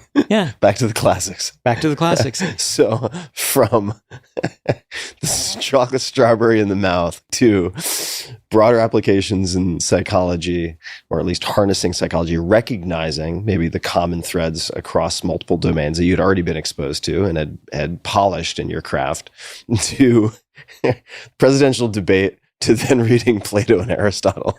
Yes, and the driver of this was back to that was my wife. We had this unusual thing in that she moved to Las Vegas pretty quickly after we started dating. Where was she? She was in Los Angeles. And was it hard to get her to move to Vegas?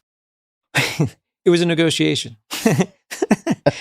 Because she didn't want to come visit and be under an obligation. So when I asked her, I said, please come visit me. And she said, I have a lot of work that I'm doing here and I don't currently have the money to do that.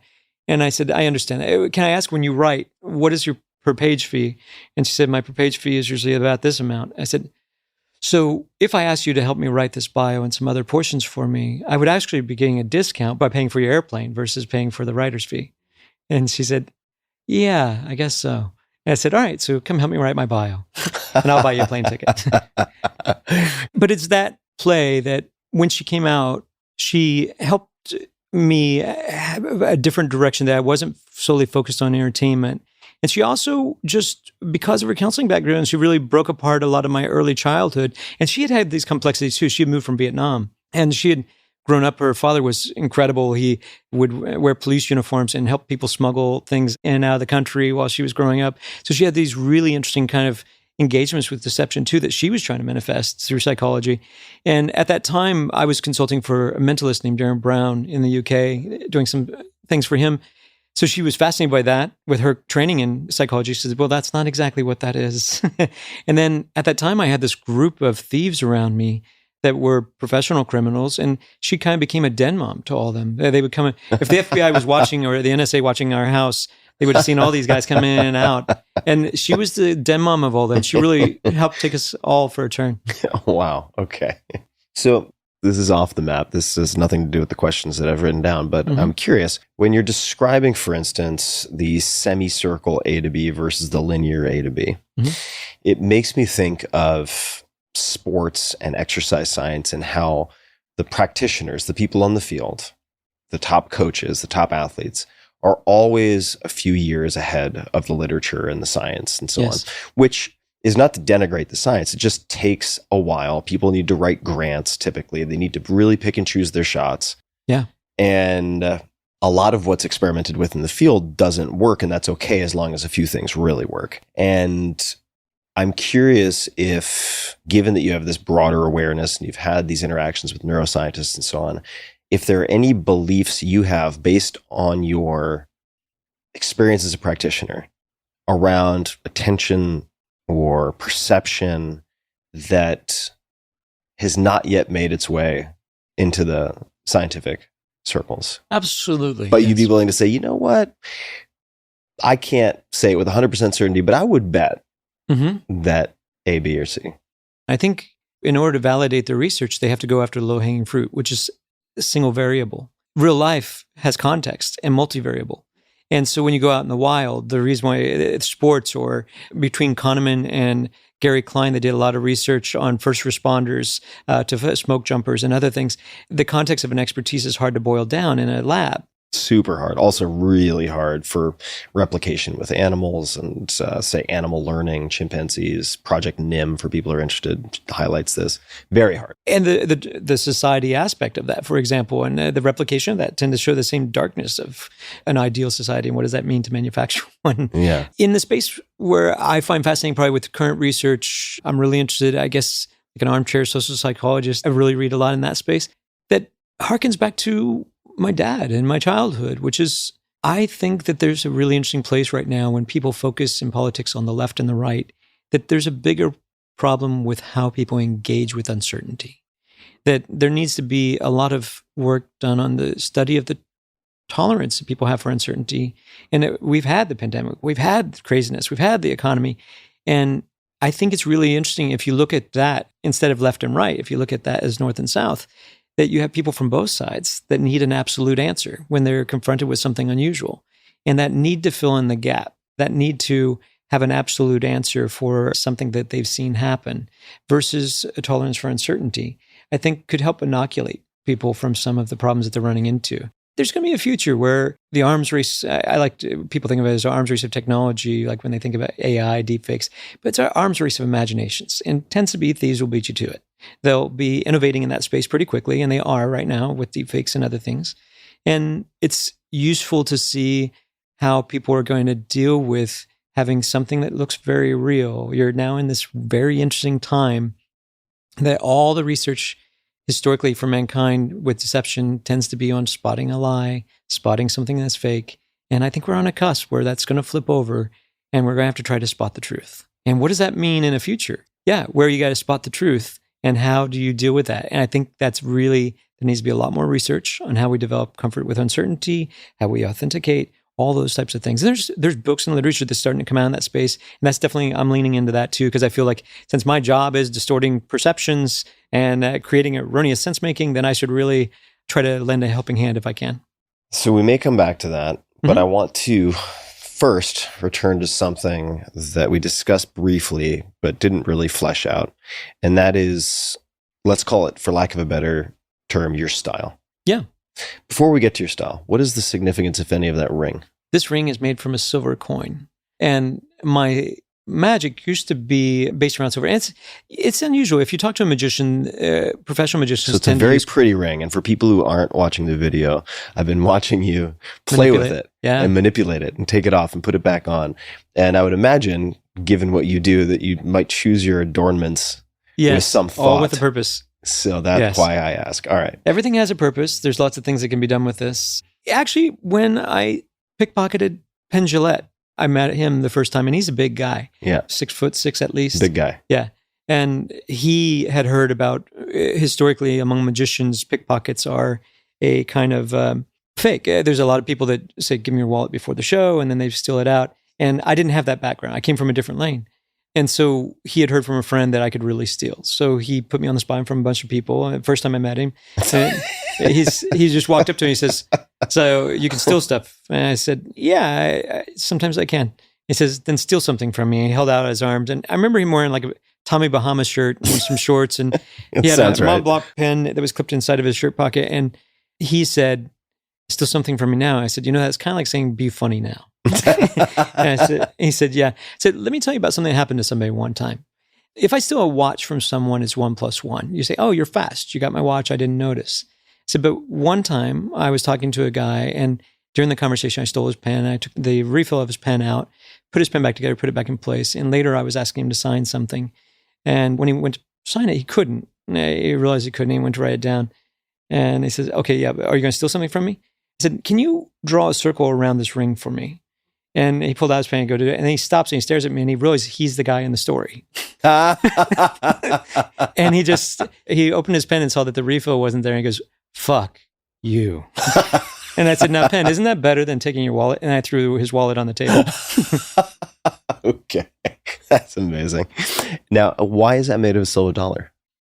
So silver dollars in coin magic, silver has a unique property in the way that it feels on your skin, the way it's soft, the way it can move, and also the sound that it makes. But specifically for sleight of hand, silver works very well for sleight of hand. As a memory of that, even when I'm not performing, I had one converted into a ring. So they punched a hole and rolled it into this ring. And it's a Very reminder cool. to me of where I came from for that. Very cool. Very tension grabbing also, which I would imagine helps with things can like be. what you just described. It can be used. It can be used as a level of confidence I can talk to you about. And I'll show you something with that, actually, Okay. because All right. it does mean a lot to me. Do you have anything in your pockets right now? I do. Yeah. I have a hotel key. I have some credit cards. Okay, great. And I appreciate you letting me know where those are. Yeah. If I asked you right now, and this is something we I could just fell for it. Gotcha, bitch. take this, set your pen down for a second, and take my ring and put it in one of your hands. And now, whether under the paper or behind your back, put it in one of your two hands so I can't see which hand it would go in. Oh, I'll do it behind my back. It's gonna be a little tight. Sorry about that. Yeah. That's all right. You got it?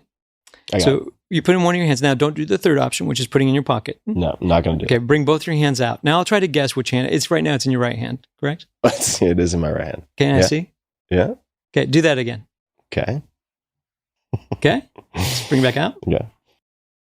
Now it's in the left hand. You're correct. Is that right? Let me Yeah, see. it is. So you try that with me, okay? So all right. Yeah, I was trying to think like logic through this. It's Yeah. sort of like rock, paper, scissors. Cause I was like, he would expect me to probably go with the same hand because I would maybe think I should switch hand. I sort of overcomplicate it for myself. But Which yes, is you Princess Bride all over got again. Yeah, it's Princess Bride all over again. Yeah. So try it with me and see what your process is, okay? All right. Right hand. It was pretty fast. Did you peek it or how did you get it? No, I was looking at the body language. Okay. Yeah. Oh shit! I already. You're distracted? I'll do it again. Hold on. All right, so we're doing it a second time. There you go. Left hand. So it's a big move because fixation would say stay there. You're now assuming that I took the same pattern as you. I switched the other hand. I could try to talk you out of that to go back to the wrong choice, but you made the right choice. Yeah. I need you to miss so I can make my point. Just one more time. All right, one more time. Which hand? Right hand. Would you like to change? No. So this is not a mentalism effect, or it'd be much better. I think, but I also have 50-50 chance. So 50-50 chance, yeah. Yeah. But I want you to be able to make your point. Well, so in this, that's a little mini con with a little ring. And we often hear people talk about biases, so like confirmation bias. But when you embody in a real interaction like this, you would never associate what we just did as confirmation bias. I think I have an advantage over you also because you're angled to me. Oh, okay. So you were able to see kind of when my hand came out. I didn't see your hands, but I think it's easier for me to observe your body language in a sense because you're angled at me. But that might be wrong. I don't know. No, it's an interesting hypothesis. But I think that's the interesting thing. That if it was never in my hand and you were wrong every time, you might think I was cheating, yes? Sure. Because when we lose, we're more curious. And when we win, we're less curious about why we're winning, right? Huh? Yeah.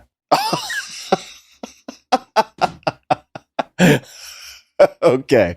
So now for those people who are watching, now you have identical rings, one in each hand. Okay, got it. A very unique special ring that you started the conversation on. You found your own path.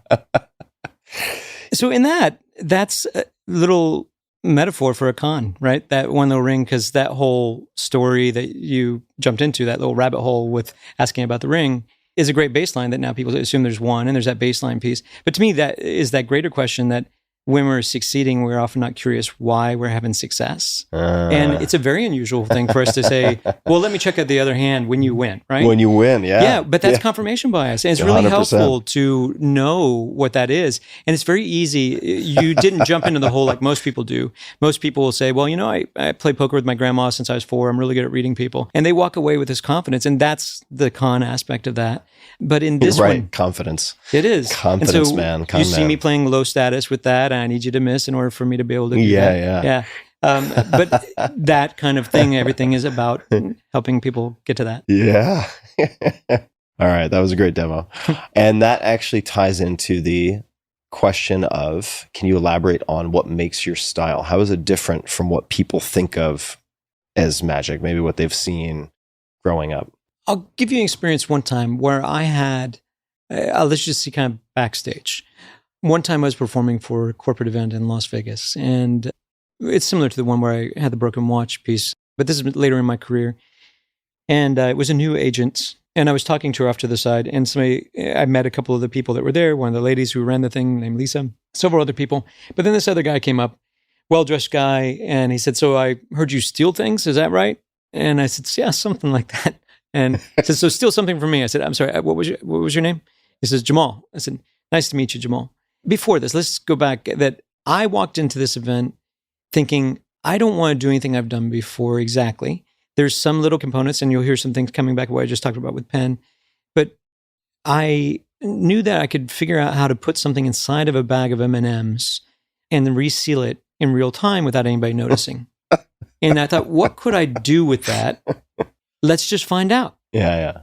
And that's where it started to become a jazz. So this interaction with this guy, Jamal, when he came up, he says, so you can steal something from me? And I said, I don't know. What was your name? He goes, Jamal. I said, how do you spell that, Jamal? And he said, J-A. I said, could you write that down for me? And he pulls out his pen and goes to write it down. And his pen wasn't working. And as we've heard before. Yeah. And up to this point, my stuttering, the break of my speech, the break of my sight lines with him has been very low status. But Break of your sight lines, meaning eye contact? yeah, I didn't keep straight eye contact with him very much. I asked him about his suit. That's really fancy. It was all low status. And then everything just changed. Then it's this thing I said, would this help you out, Jamal? And it's straight eye contact, and it's the refill to his ink pen. And he had way underestimated and stepped way too close, he realized suddenly. And when that moment happened to him, you saw him holding his pen with one hand and his refill with the other, and he was just looking and he's stunned. He's in this cycle of trying to make that, because the only solution it could be is the one he didn't want to accept, right? So he's canceled out the truth. So where is he going to go from there? Yeah. That I had stolen it, taken it apart, put it back together and put it back on him. Couldn't be that. So what else could it be? Pausing time travel. So in that, now at that moment, while he's in that bewildered state, I just said, well, at least you didn't lose your money or your wallet. And when I did that, I just glanced down because I noticed he has his watch on his left wrist, so he's probably right-handed, so he's probably going to keep his wallet in his back right. So I just glanced back toward his back right pocket, and he jumped on that big. He reached in, pulled out his wallet real quick, checked to see if he had everything still in his wallet. And I laughed, and I saw his attention shift back to the pen, and I pushed down his hand. I said, you still have everything. And he put it away. And he says, you've got to do this to Lisa. I said, yeah, great to meet her. I just looked over his shoulder to where I thought Lisa might be. And he took off to go get Lisa. Comes back and he shoves this lady towards me and this agent. And I'm Dance, monkey, dance. Yeah, I'm there to perform. But No, I know. And I'm talking to the agent. I have a drink. And this is an important thing, the drink, because it's a part of the style.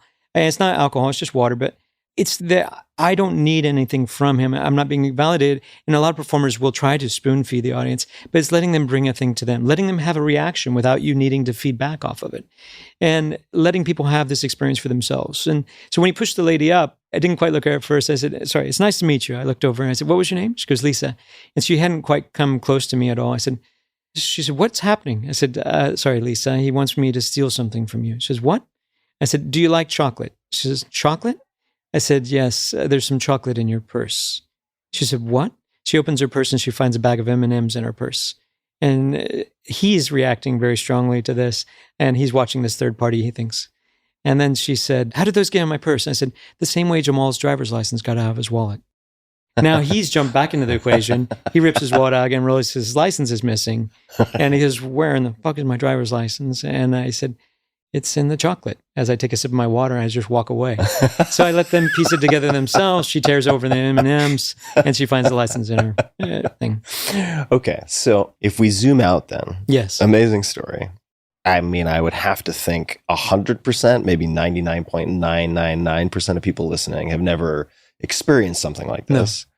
What are the ingredients? You mentioned some of them. Yeah. Are there other ingredients that you can call out explicitly that are sort of some of the hallmarks that differentiate? Yeah, and what you're trying part of that that's quite different in magic is it tends to be that they'll have a set of effects that are linked together. In that one, I walked in I had a set of skills that I could do, but I hadn't pieced them together. And I take advantage of the movement, kind of like you would if you were sparring in that way. When he leaned in forward, I stepped back with my left foot and I said, it's nice to meet you. But at the same time, as my right hand comes up with the back of my hand, I kind of put my hand towards his chest as he came in a little bit too close. My left hand came up underneath his sight line and slipped inside of his jacket and took out his pen really quick. And I went down the line of my arm and into my pocket so he couldn't see anything being extracted. And then I step back and then I remove the pen, take it apart, and I find another reason to come back in to put it back there. It's so outrageous that you can do any of this. It's amazing. But it's a strange thing. And then each one of those moments on the back side of that is I didn't know what was going to happen. But what I saw is when his attention locked to that pen and he was spinning and And you can think of attention as being external or internal, inside your head or external aware. And you can think of it as being broad or narrow.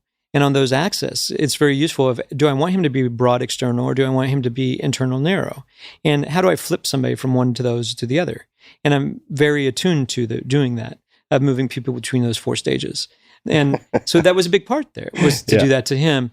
And when he pulled that out and he thought he had the money, I just copped his driver's license out of his wallet and let him put his wallet back. But he was already still thinking about the pen. So I could see he was thinking about the pen. So when I pushed down his hand, I just took the wallet out. The problem is his train of thought would go straight back to it. If I reveal, oh, I've got your license, he would go straight to it. So I thought, I guess I'm going to put this license inside the M&Ms. Let me see how I can do that. And as I'm thinking about that, he said, well, you should meet Lisa. It's like, what a great idea. Perfect. Yes. And I think she's the one I met. Maybe there's more Lisas, but let's see where he goes. And I said, yeah, it'd be nice to meet her. So he goes off and he takes off to get Lisa. I see another Lisa that I have met. So just in case, I put it inside the M&Ms, and then I walk over while this other lady, Lisa, is talking to these people. I open her purse, drop it in there, put it there, and then I go back to where I was. He doesn't know this. So it was the right Lisa. It was, lucky for me. Otherwise, I'd have to be doing some introductions. Yeah. Okay, so I have to ask, what is it like for your wife to have a fight or argument with you? Because seems like it could be a total nightmare. Or she would have to become such a master in your craft to be able to mount a defense. Or that she would be like, I have some friends who are therapists, and sometimes their kids will say, "Stop therapizing me, Mom," and they'll be like, "I know what you're doing," and they're like, "Oh." So what does that dynamic look like? Or is she like, weapons and badge on the table, like, take your tools, put them away. I don't want any of your horse shit. Like, we need to have a talk. It'd be easier to have game on, game off. I think we don't. We do use it in our social interactions with each other as well. But she does it too. So her career path, she became a mentalist. She left her career as a psychobiologist. Okay, all right. This is non-trivial. Okay. It's huge. And so she studied mentalism after meeting Darren Brown. She went deep down that. She started performing for companies. But she had the background to science that I didn't have, so she'd translate for me. We had a daughter together a number of years later, and in between those, we had these unusual experiences of going in very dangerous places with different criminal groups to learn about them together, me and her on these adventures around the world in different strange places. Why did you do that? Like, to learn what types of things? It's easy to say that a magic tricks comes from this book. It's a different thing to say, but where did this really come from? Where did this idea really come from? A certain type of pocket or a certain type of thing. And there were legends of people doing things in certain places. There's these group of women called the 40 Elephants that used to be in the UK. And around probably 1890 to the 1940s, they ran a criminal group there, and they could steal large amount of things by altering their clothing and doing a variation of what's called boosters or boosting. And that's my world, an encyclopedia of things like that. And who's the people who are doing it now? There's a resurgence of footage showing up now that YouTube is so pervasive with security cameras of women doing things that are like that, where they're stealing a flat screen TV, 32-inch flat screen TV, and putting it underneath their dress and walking without changing their gait. They're taking 10-pound cases of beer or wine and just making it vanish in their clothing and walking without changing their walk. There's a very interesting thing there that it becomes, how is that knowledge being transferred? It probably goes back to at least the one data point I know, the 40 Elephants. I usually, when I interact with different cultures of thieves, I track back through signals that they use or language or terms that they use, and I try to track where they learn from, and we chased after that. And that's, Ava and I did that a lot. So to your original question, how do we, as a couple, we both are fascinated by that space. We now have a kid, and I'd say it's more interesting probably for our kid. We don't teach her that it's bad to lie. We try to talk to her that deception is a social lubricant. It happens all the time around us, from the moment we put on makeup to something else, whether it be a defeat for cancer by using decoy cells. There's all these things that have a reason, but it's about your intent. And that's the big thing. Could you say more about that? Because that would be very heretical to, I'm sure, some people listening, right? Yeah. Wait a second. No, deception bad. Yes. Right? Yeah. No exceptions. Yeah. Black and white. That's the dark side of the force. So could you say a bit more about how you teach your children about deception? Or if you want to tackle this a different way, is there a pro-social or a positive use of deception? and a way to frame that for people. And that's definitely the flag I fly under now is I think that there's value in learning about deception. That one of the reasons why we have critical thinking is to counter deception.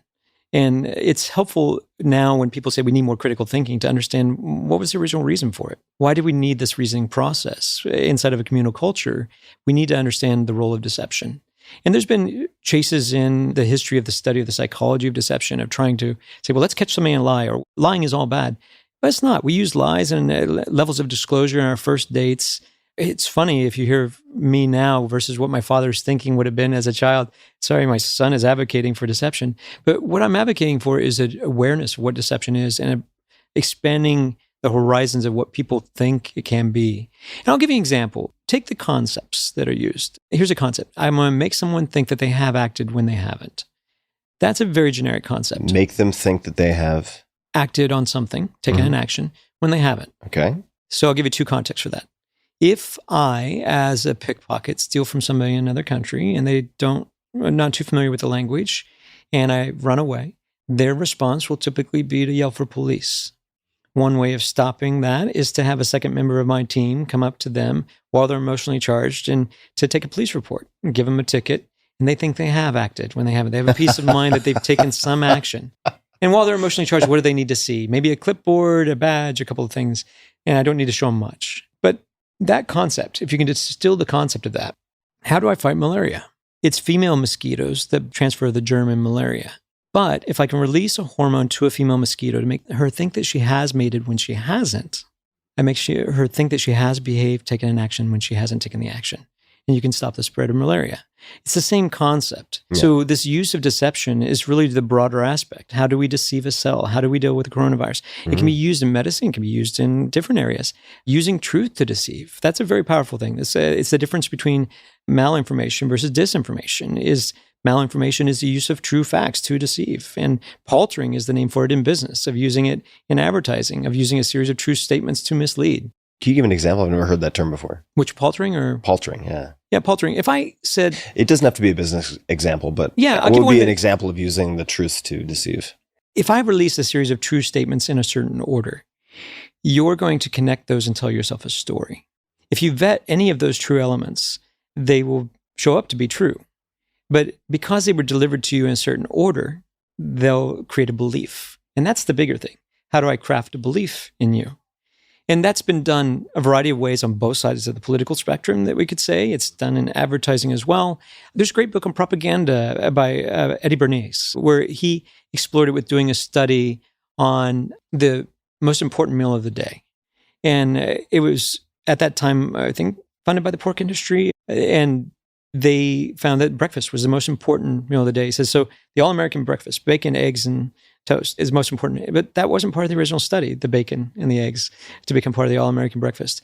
But repackaging that in there as well. And a smaller thing, if I want to convey an implied statement to you, if I said, do you believe in ESP? Then I don't have anything to do. Okay, let's say, let's go with no then. Yeah, I'm not so sure where it's no, going. Yeah. So if you say no, I say some people don't believe in ESP. And some people don't believe we ever walked on the moon. Both those statements are true, but I imply a third statement that now, if you don't believe in ESP, that you're similar to the people with conspiracy theorists who never believe we walk on the moon. Right. You're making a sort of a false association by using true statements. And so it's also, as a legality, it's a lot harder thing to grab onto. And if I want to pull back one layer further, it's slippery. It's slippery. There's a lot of room for deception in advertising and product marketing also. I mean, so I didn't know that term, but there's a term called puffery, which is, it's an implied structure or function claim, but you can't make structure or function claims, for instance, with dietary supplements or in shampoo, because then it would be governed by the FDA. It would be, and I'm simplifying this, but classified as a drug, and therefore you would have to go through all of these different steps and studies and so on. To avoid that, so puffery is the use of words that have basically no meaning whatsoever. Okay. So if you sell shampoo that is a hair volumizer, no agreed upon legal definition of a volumize, but it conjures an image. It does. Of a very distinct effect. Absolutely. It's total bullshit. Absolutely. And when you have a label for this and you get a few examples, you start to see it everywhere. It's all over the place. In any case. But that's exactly to my point. I hope that people expand beyond just trying to catch someone in a lie. Because many of the things now that are impacting people in major ways are going beyond fabrication. They're going to narratives that craft belief systems. So my push that I think is a nice way to stay off the political phrase, just to go after, how about I show you how these things are traditionally done? I'm going to show you the anatomy of those. I'm going to try to familiarize you with those that, like I said, deception awareness. Oh, I see. You're saying, okay, we can talk about politics or a modern incarnation of this type of perceptual shaping, but let's do it vis-a-vis the 40 elephants. Yeah, because my goal, if I attack a political piece in the outcome of the behavior I'd like, is I would like for people to move more center. And I want there to be a kind of diplomacy between people. All right, that's the very nature of politics. So can I get them off the extremes? And I believe that teaching them without having to target them with their current beliefs to use these other metaphors instead of a turtle, I'm using cons and other deception. But another point of something more ambiguous, I talked about change raising earlier, shortchanging somebody at cashier. If I wanted to be softer in that, I could just, as a sleight of hand artist, I have the ability to change a bill from one bill to another, right? I can do that very quickly, but so do thieves. And if I go to a cashier and I said, can you give me a $100 bill? And I give you 10 $10 bills. That doesn't raise a lot of suspicion in the way that a $100 bill would in the other way, where they vet that. But now you take those 10 10s, you put them in the register, you hand them to me, and I take the 100. But I just look at the 100 and I say, excuse me. And when you look at the 100, you see now there's a 10 there instead of 100. What is my claim? I just said, excuse me. I didn't tell you that you gave me the wrong thing. I didn't make a bolster of a claim. I'm just allowing you to assume a story. Write your own story. And if you assume the wrong story and think you made a mistake and gave me a 10 instead of 100, you're going to take that back, give me 100, and I made $90. But if you went the other way and you were highly suspicious, you're on top of it, and you said, what? I said, could you give me 2 5s? So that allows me to go either way, because I have this 10, I can take that lane. So can you give me 2 5s? And that's what it means by equivocate. The equivocation of those things is this ambiguity used to deceive that can be taken in multiple directions. Although you're kind of fucked on that exchange, right? Because you give the 10. It helps to be able to have the recording. Yeah. All right. So I want to talk for a second about books. So when you were younger, there were these various books. You mentioned a few of them. Mm-hmm. I think one of them was J.B. Bobo's Coin Magic. Yeah, that was the book that Ben Stone gave me, yes. Right. Had a large impact on your life, your thinking, and so on. Are there books in later chapters that have had an impact on you that come to mind? At specific points, there was one where some people that I had worked with started to say, it was almost an implication I was getting, that they thought I was psychic. And I wasn't buying into that. There was an incident that happened. Somebody had stolen something from me at that show at Caesar Palace with hundreds of people. And I had a backpack and somebody got there and stole out a set of special coins that I had that were very sentimental to me, and instead of a case.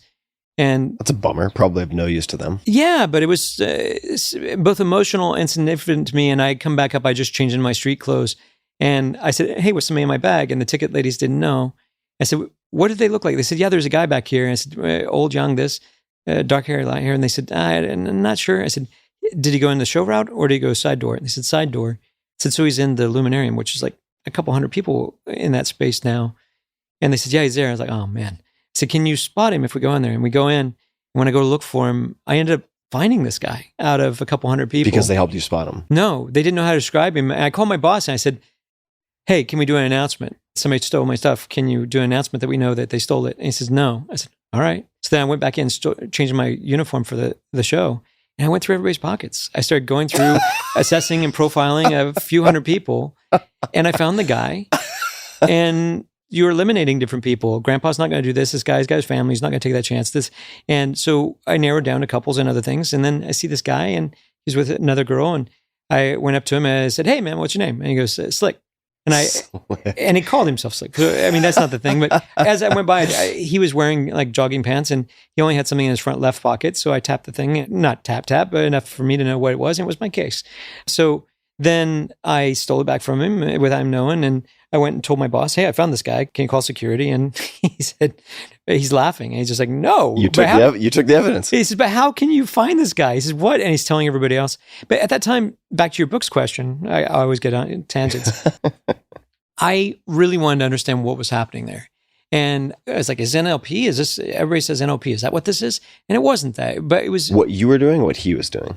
people were thinking about what I was doing as far I as, see. and I didn't believe it was, I had Yes, super skills. But you were trying to ESP. deconstruct what you Yeah. yourself. And I was we're pushing doing. at the science, and I was really, and so I found out about Robert Cialdini and his book on influence and different studies on the history of persuasion. I started ordering textbooks from universities and really going into that. But then now my areas of interest, the nice thing is I'm friends with a lot of the authors that I know. So Dan Simons just wrote a book called Nobody's Fool that is going specifically after a problem that I'm very interested in, which is if we posit this idea that we need more critical thinking, we really need to define what critical thinking is.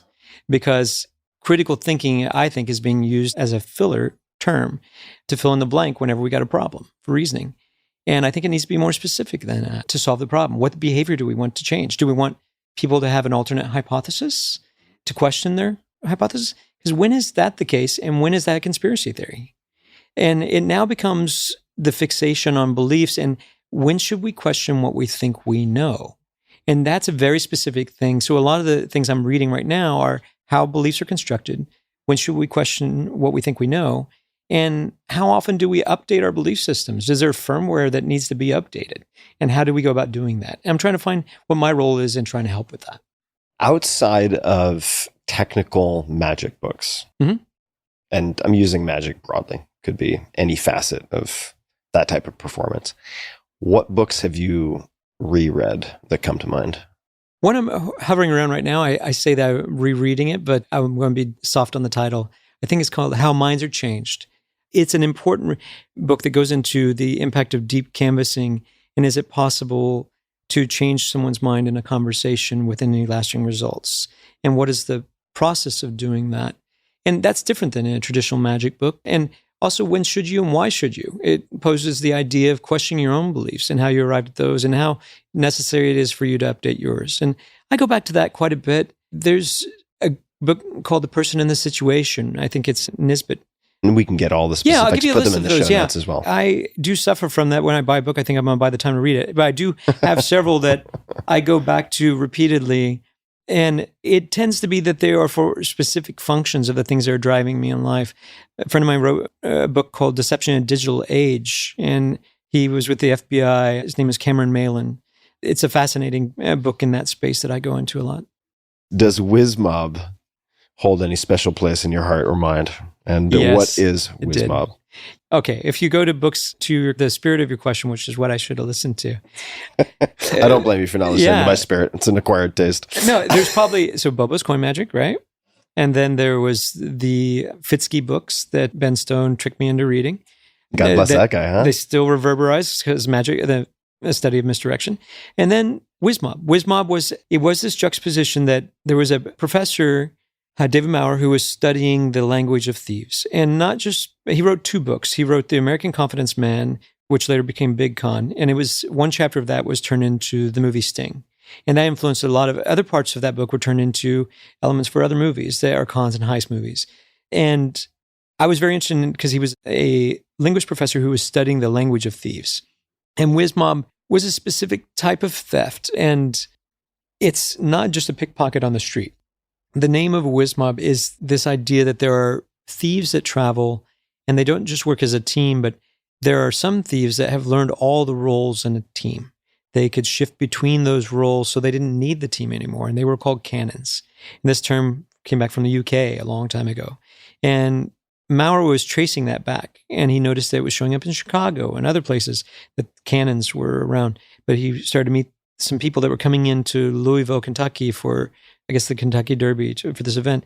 And he found that there were groups of cannons that would find each other internationally and play as bigger teams. And they were fascinating because it was hard for surveillance to catch them because they could change their composition as a team, change their tactics, and they had very different skill levels. And that lit a fire for me to try to find a cannon, to try to find WizMob. And the New Yorker article that is all about that, of me finding my first cannon. And then a year ago, when I moved to Washington, D.C., another cannon reached out to me by email. And it said, hey, we have similar interests with Maurer's work. I'm one of the original WizMob. And I said, what? I said, well, that's an easy thing to vet. And I said, so it's in writing, right? So I got to vet this guy out. And he talked about when he was 14 years old and he was a 6'4" black man coming to, at that time, it was very hard to get in some space. So he had to invent whole new approaches to stealing. Also what racism meant in that kind of community. He was writing a book about that. And he wanted to get together with me. He lives in the DC area. We still haven't got together. So sometime if you want to get together with the two of us. Yeah, I'm in. That is the driver. That's where I used to spend a lot of my time. That book, Mauer's book, taught me to be a student of these arcane disciplines and to see what I could learn. So, question on arcane discipline as it applies to the team roles. People may be familiar with the different positions on an American football team or basketball team. Probably are not familiar with the different roles that a cannon could take. So what does a team of thieves look like? Or at least what are the fundamental roles? I think a lot of people don't know the structure of a pickpocket team. They tend to know football, basketball, baseball very intimately and very impassioned. But for a pickpocket team, it tends to be different. There are It's names their intention not to be seen. It is, yes. And there's names for them. Historically, the wire, the stick, the shade, the stall, and they all have functions in what people would think is, oh, that's just a diversion. But it's more than that. And as you move from country to country, there's different approaches of how people steal in one country versus another. And it tends to be that you see them move like a school of fish through a crowd. So if somebody's at an event and they've locked onto a target, as that target moves through, whether it's a casino or an event, you'll see the thieves move with them as a school of fish. And the roles with that, the wire, is kind of embodied in a character from a movie called Harry Never Holds. And it was about a pickpocket that would steal from people and he would hand off his stuff. Because if anybody rolled him up, he's the quarterback. They don't want to catch the quarterback because he's the most valuable player. And that functions as a metaphor. So how would he pass? Who would he pass to? And the other roles in the team become the stalls or the sticks, which they set up a frame. They stop somebody's elbow from moving backwards and grabbing hold of the thief's hand. They might open a newspaper. They might look at a book if it's on a subway, but they're going to be underneath the edge of an elbow so a hand can't get back. So that's what I mean, like setting a frame on Running someone. interference. Yeah. So they came and moved back that. Then there's the shade. The shade's kind of counter surveillance. They're looking to identify undercover law enforcement. As they scope through a crowd, they're very good at identifying what they look like and also where the cameras are. And there's a steer who identifies the good targets. Pause for 1 second. Yeah. So the shade, is that a pre-game activity or is that Real time. done real time? Both. How do they alert people to an issue? Well, that's often an indicator of who they are too. A shade might use a physical indicator. Sometimes as different groups go, they used to use Nextel phones or they used to. So I've seen that happen at a mall when I visited DC a number of years ago. I've seen it happen different ways in Japan with like kissing noises. In Naples, they do whistles. It's different sounds. Colombian diversion teams will use like a finger up the back of the neck, which indicates that we have surveillance and split. And they'll do probe testing where maybe as somebody's going in to do a steal, if they sense they've got heat from a surveillance, they might drop their sight line towards a lady's purse.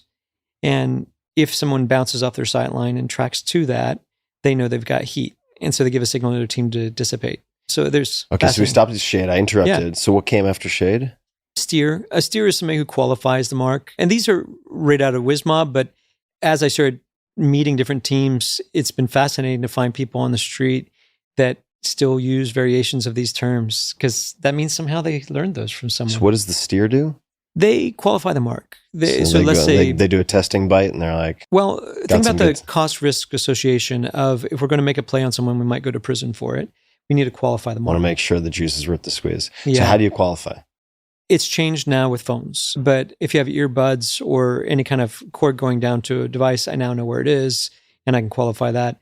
And so for a lot of Eastern European teams and in England and other places, they just know that you're going to have a phone. So more people become targets just for their phones because they know how to fence those and run those in the market. There's clever things of what they can do with a phone now. They can run it through your whole bank accounts really quick now. So it's more They than can losing a phone. access your bank account vis-a-vis your phone. Yeah, and I don't know exactly this play because it's not like a 0-day major hack, not like a sponsored state hack. They do have some way of getting into your phone pretty quick, and I've seen that over the last 3 years take a surge of stealing in a nightclub. It could be as simple as pointing it back at you, get your facial recognition, but some kind of automation that they're running to be able to run through all your accounts, through your passwords, shut you out, set up dual factor authentication, lock you out of everything, and just take you virtually. Yikes. Yeah, so that's a whole different thing. But back in the day, once upon a time, when the steers would go, they'd be more interested in when you go to an ATM or a bank and you qualify, they call it peeking the poke, seeing what money is inside the wallet. They had names for all these things, the pit, the kick, the bridge, the fob, uptown, downtown for different pockets. They all had names and they could use them around each other. They had it was a very rich language that has, some of it's permeated into our culture. But it's a fascinating place. The steer, I think for me, when I'm looking for a team, I often look for the steer. Either the steer or the shade. If I'm in a crowd, I'm looking for their scout because the scout's moving sight lines.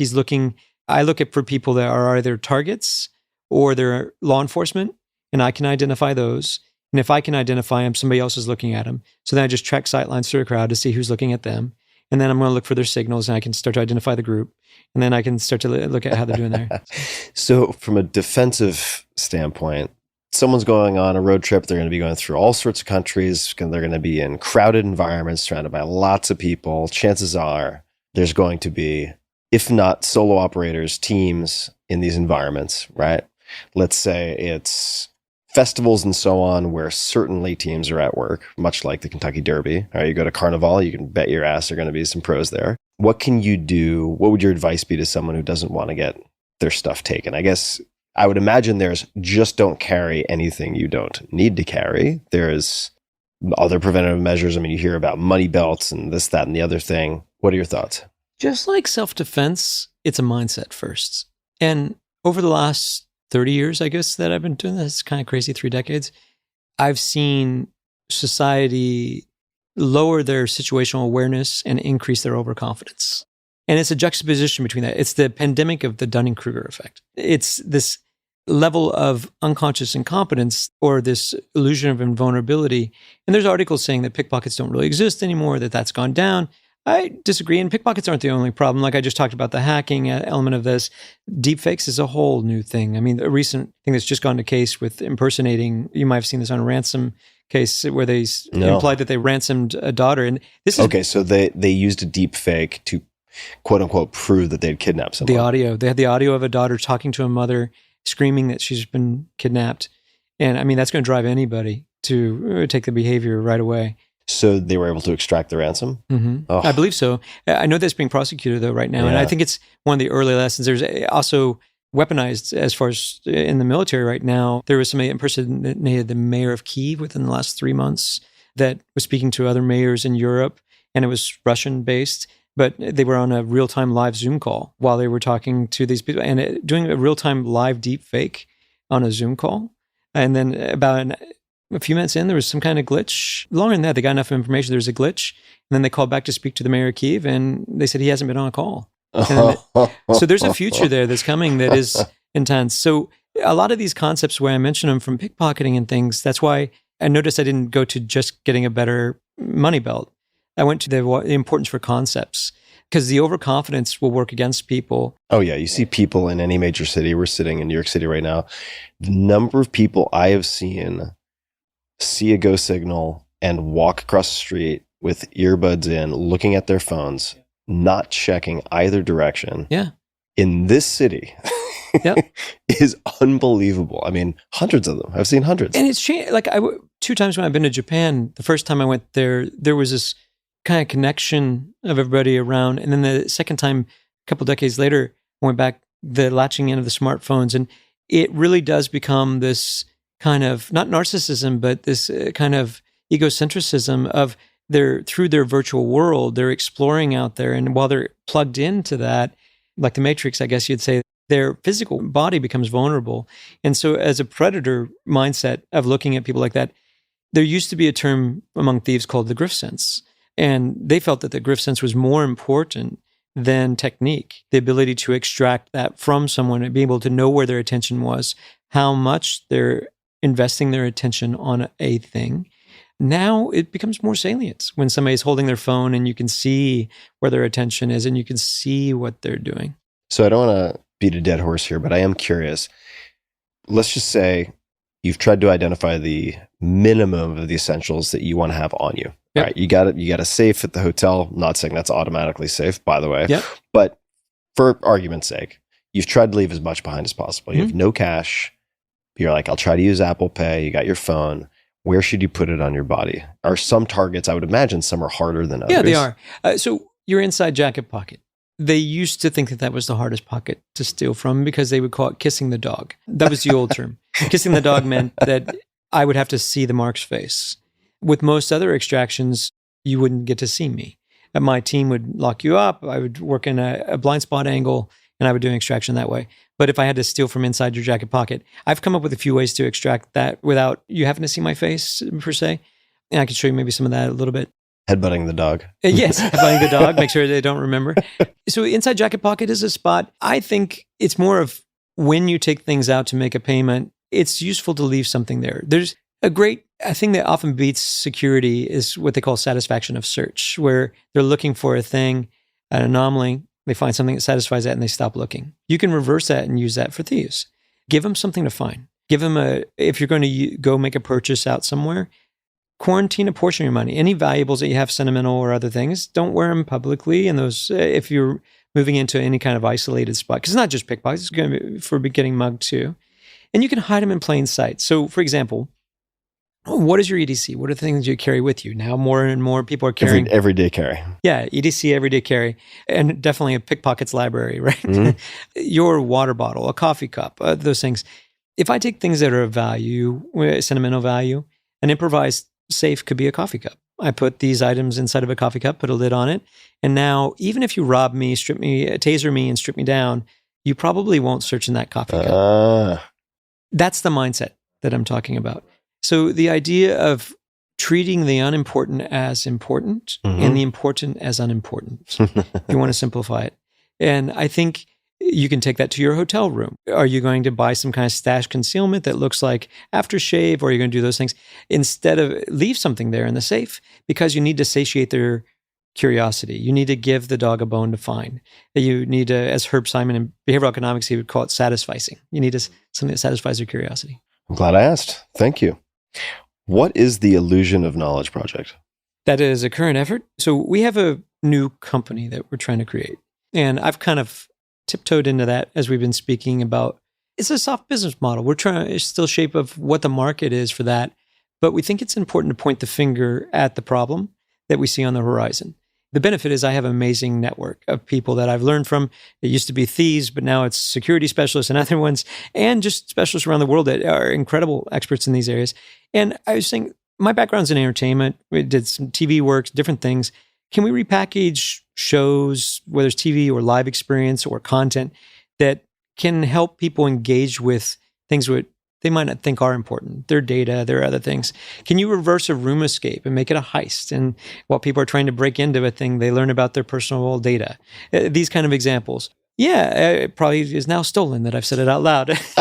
we could add in a bunch of bleeps if you like. Yeah, no, it's leave it in there. It's just karma for me doing all the things I've done. But it's the kind of things that give you those ideas. So we did a project along that. It was a video project called The Illusion of Knowledge. And it's this Daniel Boorstin quote: "The enemy of knowledge is not ignorance, it's the illusion of knowledge." And that marries so well with my background growing up around cons. And since my job has always been instilling confidence, not just the extraction of personal items from a person, it's getting people to make other decisions.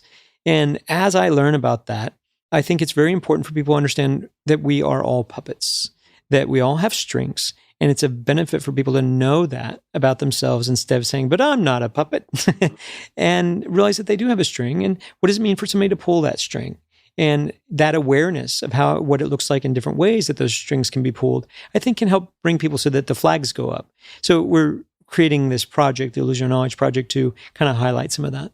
Where can people find that? Or can they not yet find it? They can't find it yet. There's a trailer that's we have this website called Equivoke, and Equivoke is EQUIVOKE. Or they can go to my website. It's easy. My website is istealstuff.com. And it's easier for people to remember while they're driving. But if you go to that, there will be a link to Equivoke. There's a link to those things. Explore and poke around.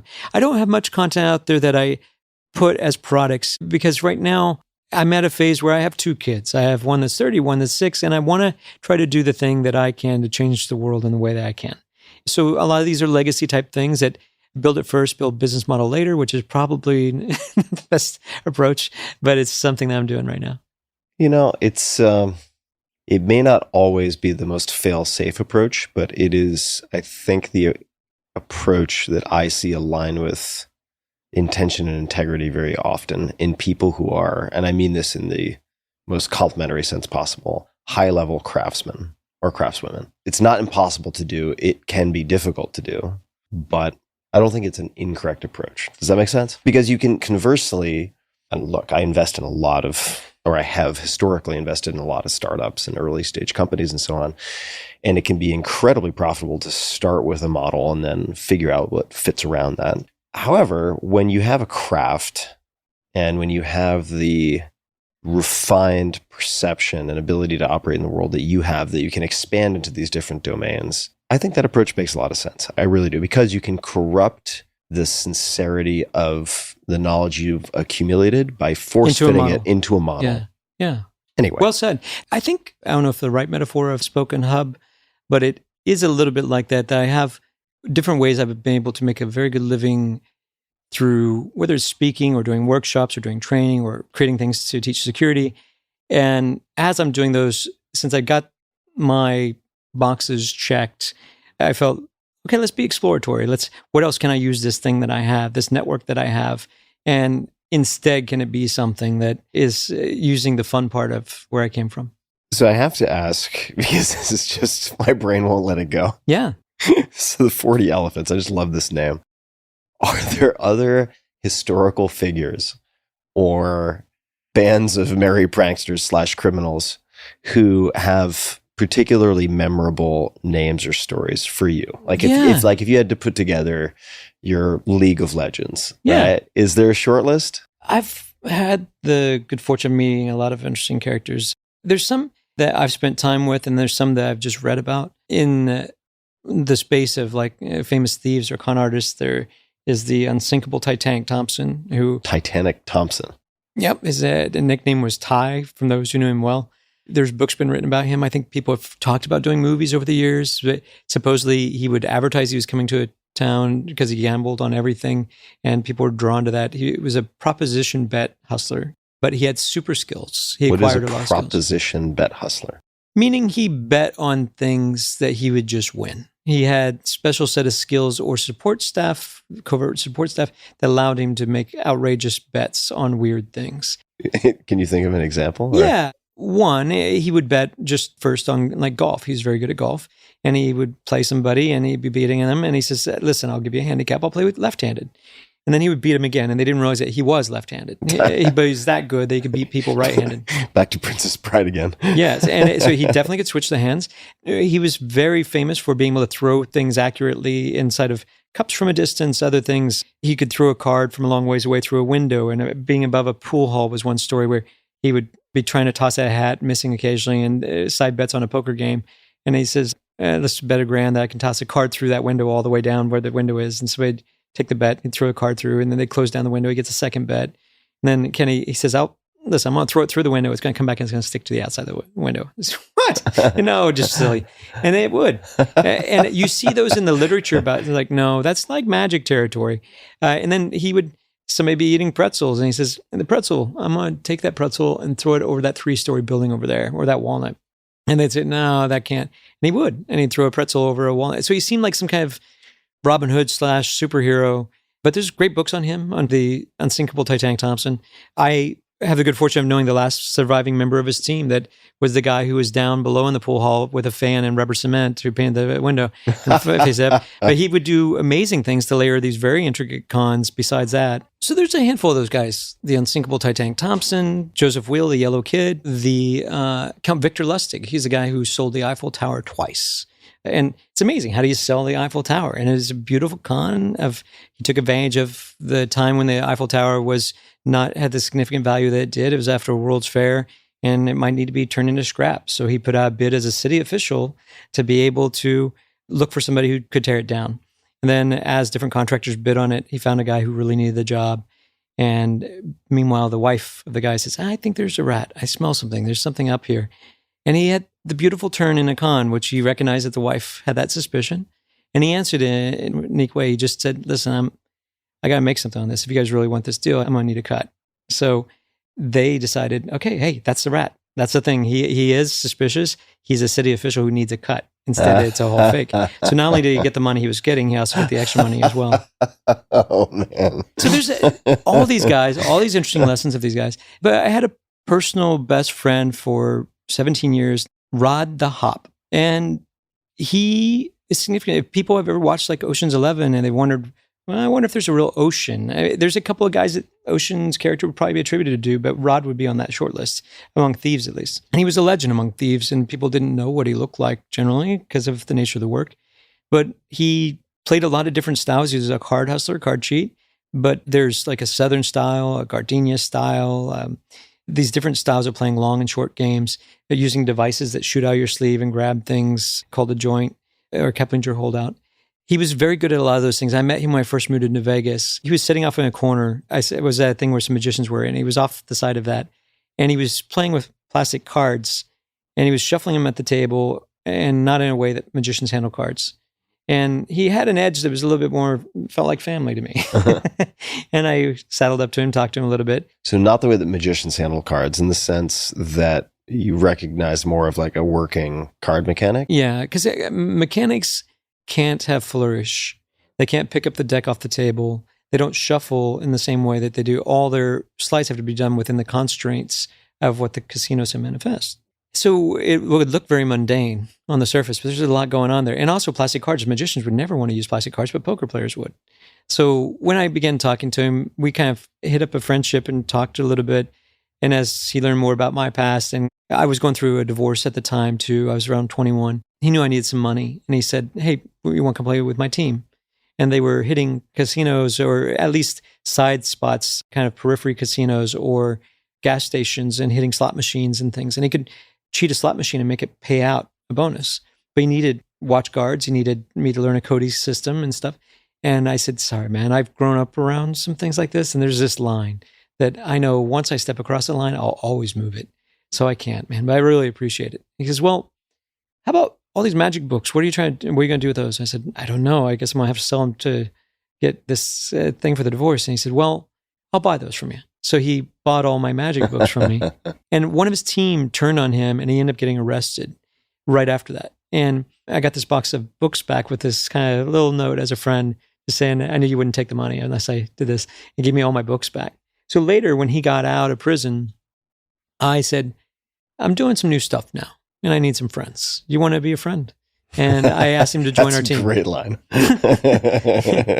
So he joined the team, and we had about a dozen guys. Kevin Mitnick, a famous hacker, was one of those guys. The Art of Deception. Yeah, and he was a dear friend who just recently passed away. Oh, I didn't know that. Yeah, I'm sorry. And but I saw him right before he got sick last year for cancer. But very dear friends I've learned so much from.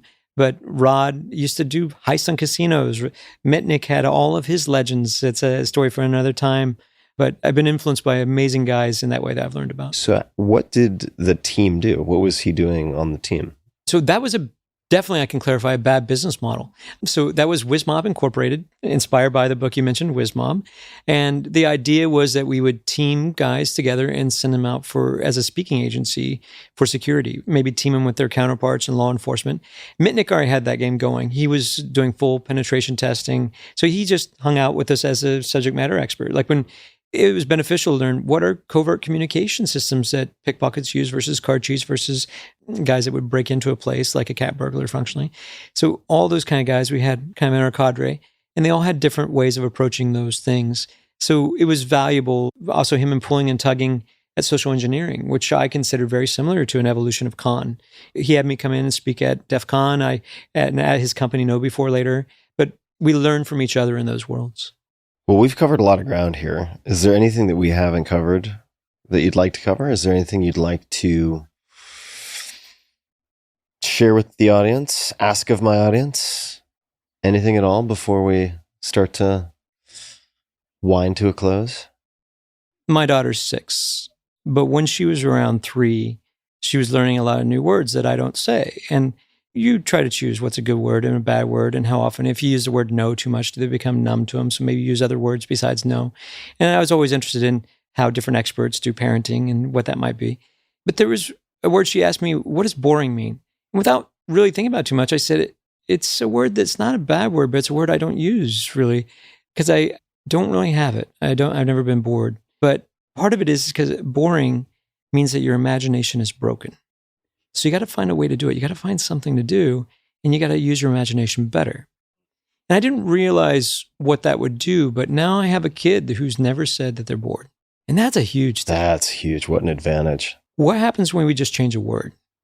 What does it do to a behavior? So in all the long drives she's taken with us across the country, she's never said, I'm bored. She knows what it means. She hears her friends say it, and she doesn't think of my dad tells me not to say it, because I tell her you can say it, but she chooses not to. And it's a thing that I'm obviously proud of her about that, but it's also to me such a valuable thing of the state of being bored is where creative epiphanies often happen. But what if we just remove that word and think of it in a different way? And we think about it as, when she is in that state, she says, I need some help. I need to think of something to do.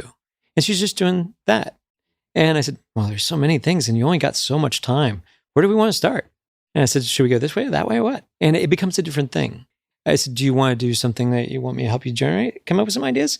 Or she says, no, I just want to think for a little while. So she'll just look out the window and think. And so it's a fascinating thing to look at how long her attention span is compared to a lot of her friends.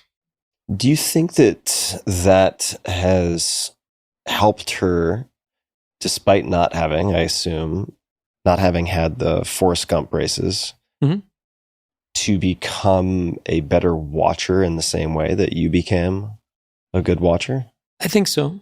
I think that is one of the contributors. I think also I'm a big proponent of, I used to call it covert learning strategies, of the Miyagi aspect of, I'm going to do covert learning to repackage the hard lessons as something else. Oh, you want to learn how to levitate a coin? I think it's in exactly. These 3 books. Absolutely. Oh, you only read volume 1. I think it's in 2 or 3. And there's 2 things, because if somebody has a big ego and they don't think that they need to learn something, or you have learned helplessness where people don't think it's possible for them to learn it. So what if I hide that? Another pro-social application of deception. Maybe I can use that to help them learn a thing they thought was irrelevant.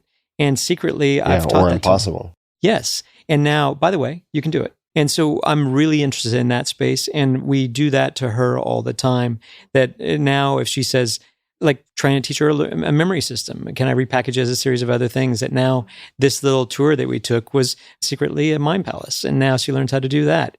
So what are the different ways that you can package learning? Trojan horse. Absolutely. Apollo, what a gift. What an incredibly fun conversation. I think we may stand up and try to do some things. So for people who are interested in some more visual, you can go to Tim Ferriss on YouTube, and we will hopefully post some goodies there for you. Where are the best places for people to find you online?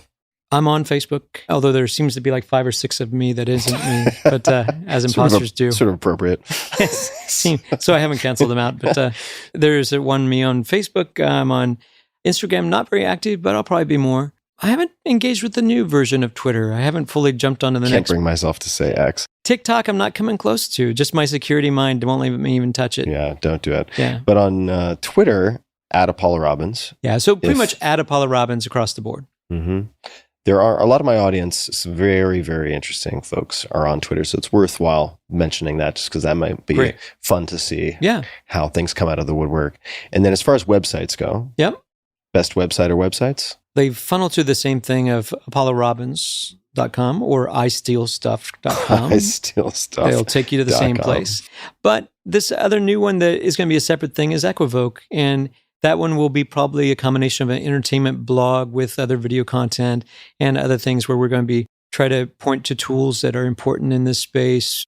There's a guy that I think is amazing that studies deception, Simon Henderson. He's from the UK. Him, Anthony Percanis, my wife, Ava Doe, all of them as a collective will be doing interviews, videos, and other things for those guys. So if you want to come play in the space, learn a little bit about cons, we won't attack your political beliefs, but we will attack what you believe. What a great place to end. Apollo, thank you for such an incredibly, not just entertaining, but educating and invigorating conversation. I'm so glad that you made the time. And for people listening, you can do more than you may believe you are capable of doing. So Apollo and I, and hopefully you, will seek to prove this out. And we'll put links in the show notes, as always, to everything we talked about at tim.blog/podcast. And as usual, I'll say it again. Until next time, please be a bit kinder than is necessary, not only to others, but also to yourself. And thanks for tuning in. Hey guys, this is Tim again. Just one more thing before you take off, and that is 5 Bullet Friday. Would you enjoy getting a short email from me every Friday that provides a little fun before the weekend? Between 1.5 and 2 million people subscribe to my free newsletter, my super short newsletter called 5 Bullet Friday. Easy to sign up, easy to cancel. It is basically a half page that I send out every Friday to share the coolest things I've found or discovered or have started exploring over that week. It's kind of like my diary of cool things. It often includes articles I'm reading, books I'm reading, albums perhaps, gadgets, gizmos, all sorts of tech tricks and so on that get sent to me by my friends, including a lot of podcast guests. And these strange esoteric things end up in my field, and then I test them, and then I share them with you. So if that sounds fun, again, it's very short, a little tiny bite of goodness before you head off for the weekend, something to think about. If you'd like to try it out, just go to tim.blog/Friday. Type that into your browser, tim.blog/Friday. Drop in your email, and you'll get the very next one. Thanks for listening. This episode is brought to you by Sundays for Dogs, ultra high quality dog food without the prep or mess. I want to give my pooch Molly the best of everything. This is especially true when it comes to the ingredient quality of her food. I've tried tons of different options, but most healthy dog foods are an expensive frozen mess. I've tried them, it's a disaster. They're a pain in the ass to thaw and serve, and the prep work eats up time I'd rather spend hiking with Molly, let alone the cleanup. So there's a lot that goes into it, and I was looking for other options. Sundays for Dogs solves my problem with air-dried, high-quality dog food I can store and pour right from my pantry, no mess at all. The magic behind Sundays for Dogs is in their proprietary air-drying method. To lock in nutrients, they gently dry the meat low and slow. And unlike other brands, which are filled with hyper-processed grains and synthetic vitamins and so on, Sundays for Dogs only uses all-natural poultry and USDA-grade beef.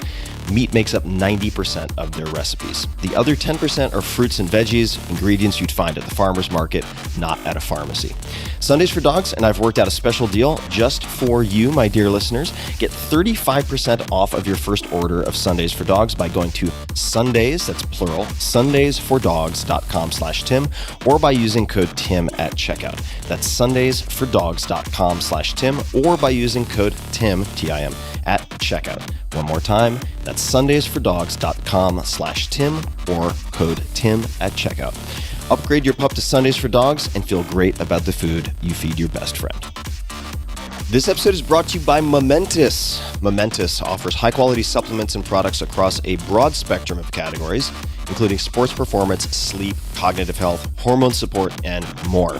I've been testing their products for months now, and I have a few that I use constantly. One of the things I love about Momentous is that they offer many single ingredient and third-party tested formulations. I'll come back to the latter part of that a little bit later.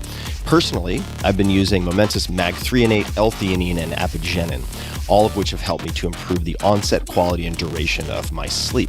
Now, the Momentous Sleep Pack conveniently delivers single servings of all 3 of these ingredients. I've also been using Momentous Creatine, which doesn't just help for physical performance, but also for cognitive performance. In fact, I've been taking it daily, typically before podcast recording, as there are various studies and reviews and meta-analyses pointing to improvements in short-term memory and performance under stress. So those are some of the products that I've been using very consistently, and to give you an idea, I'm packing right now for an international trip. I tend to be very minimalist, and I'm taking these with me nonetheless. Now back to the bigger picture. Olympians, Tour de France winners, the U.S. military, and more than 175 college and professional sports teams rely on Momentous and their products. Momentous also partners with some of the best minds in human performance to bring world-class products to market, including a few you will recognize from this podcast, like Dr. Andrew Huberman and Dr. Kelly Starrett. They also work with Dr. Stacy Sims, who assists Momentous in developing products specifically for women. Their products contain high-quality ingredients that are third-party tested, which in this case means informed sport and or NSF certified, so you can trust that what is on the label is in the bottle and nothing else. And trust me, as someone who knows the sports nutrition and supplement world very well, that is a differentiator that you want in anything that you consume in this entire sector. So, good news. For my non-US listeners, more good news, not to worry. Momentous ships internationally, so you have the same access that I do. So check it out. Visit livemomentous.com/Tim and use code Tim at checkout for 20% off. That's livemomentous, LIVEMOMENTOUS.com/Tim and code Tim for 20% off.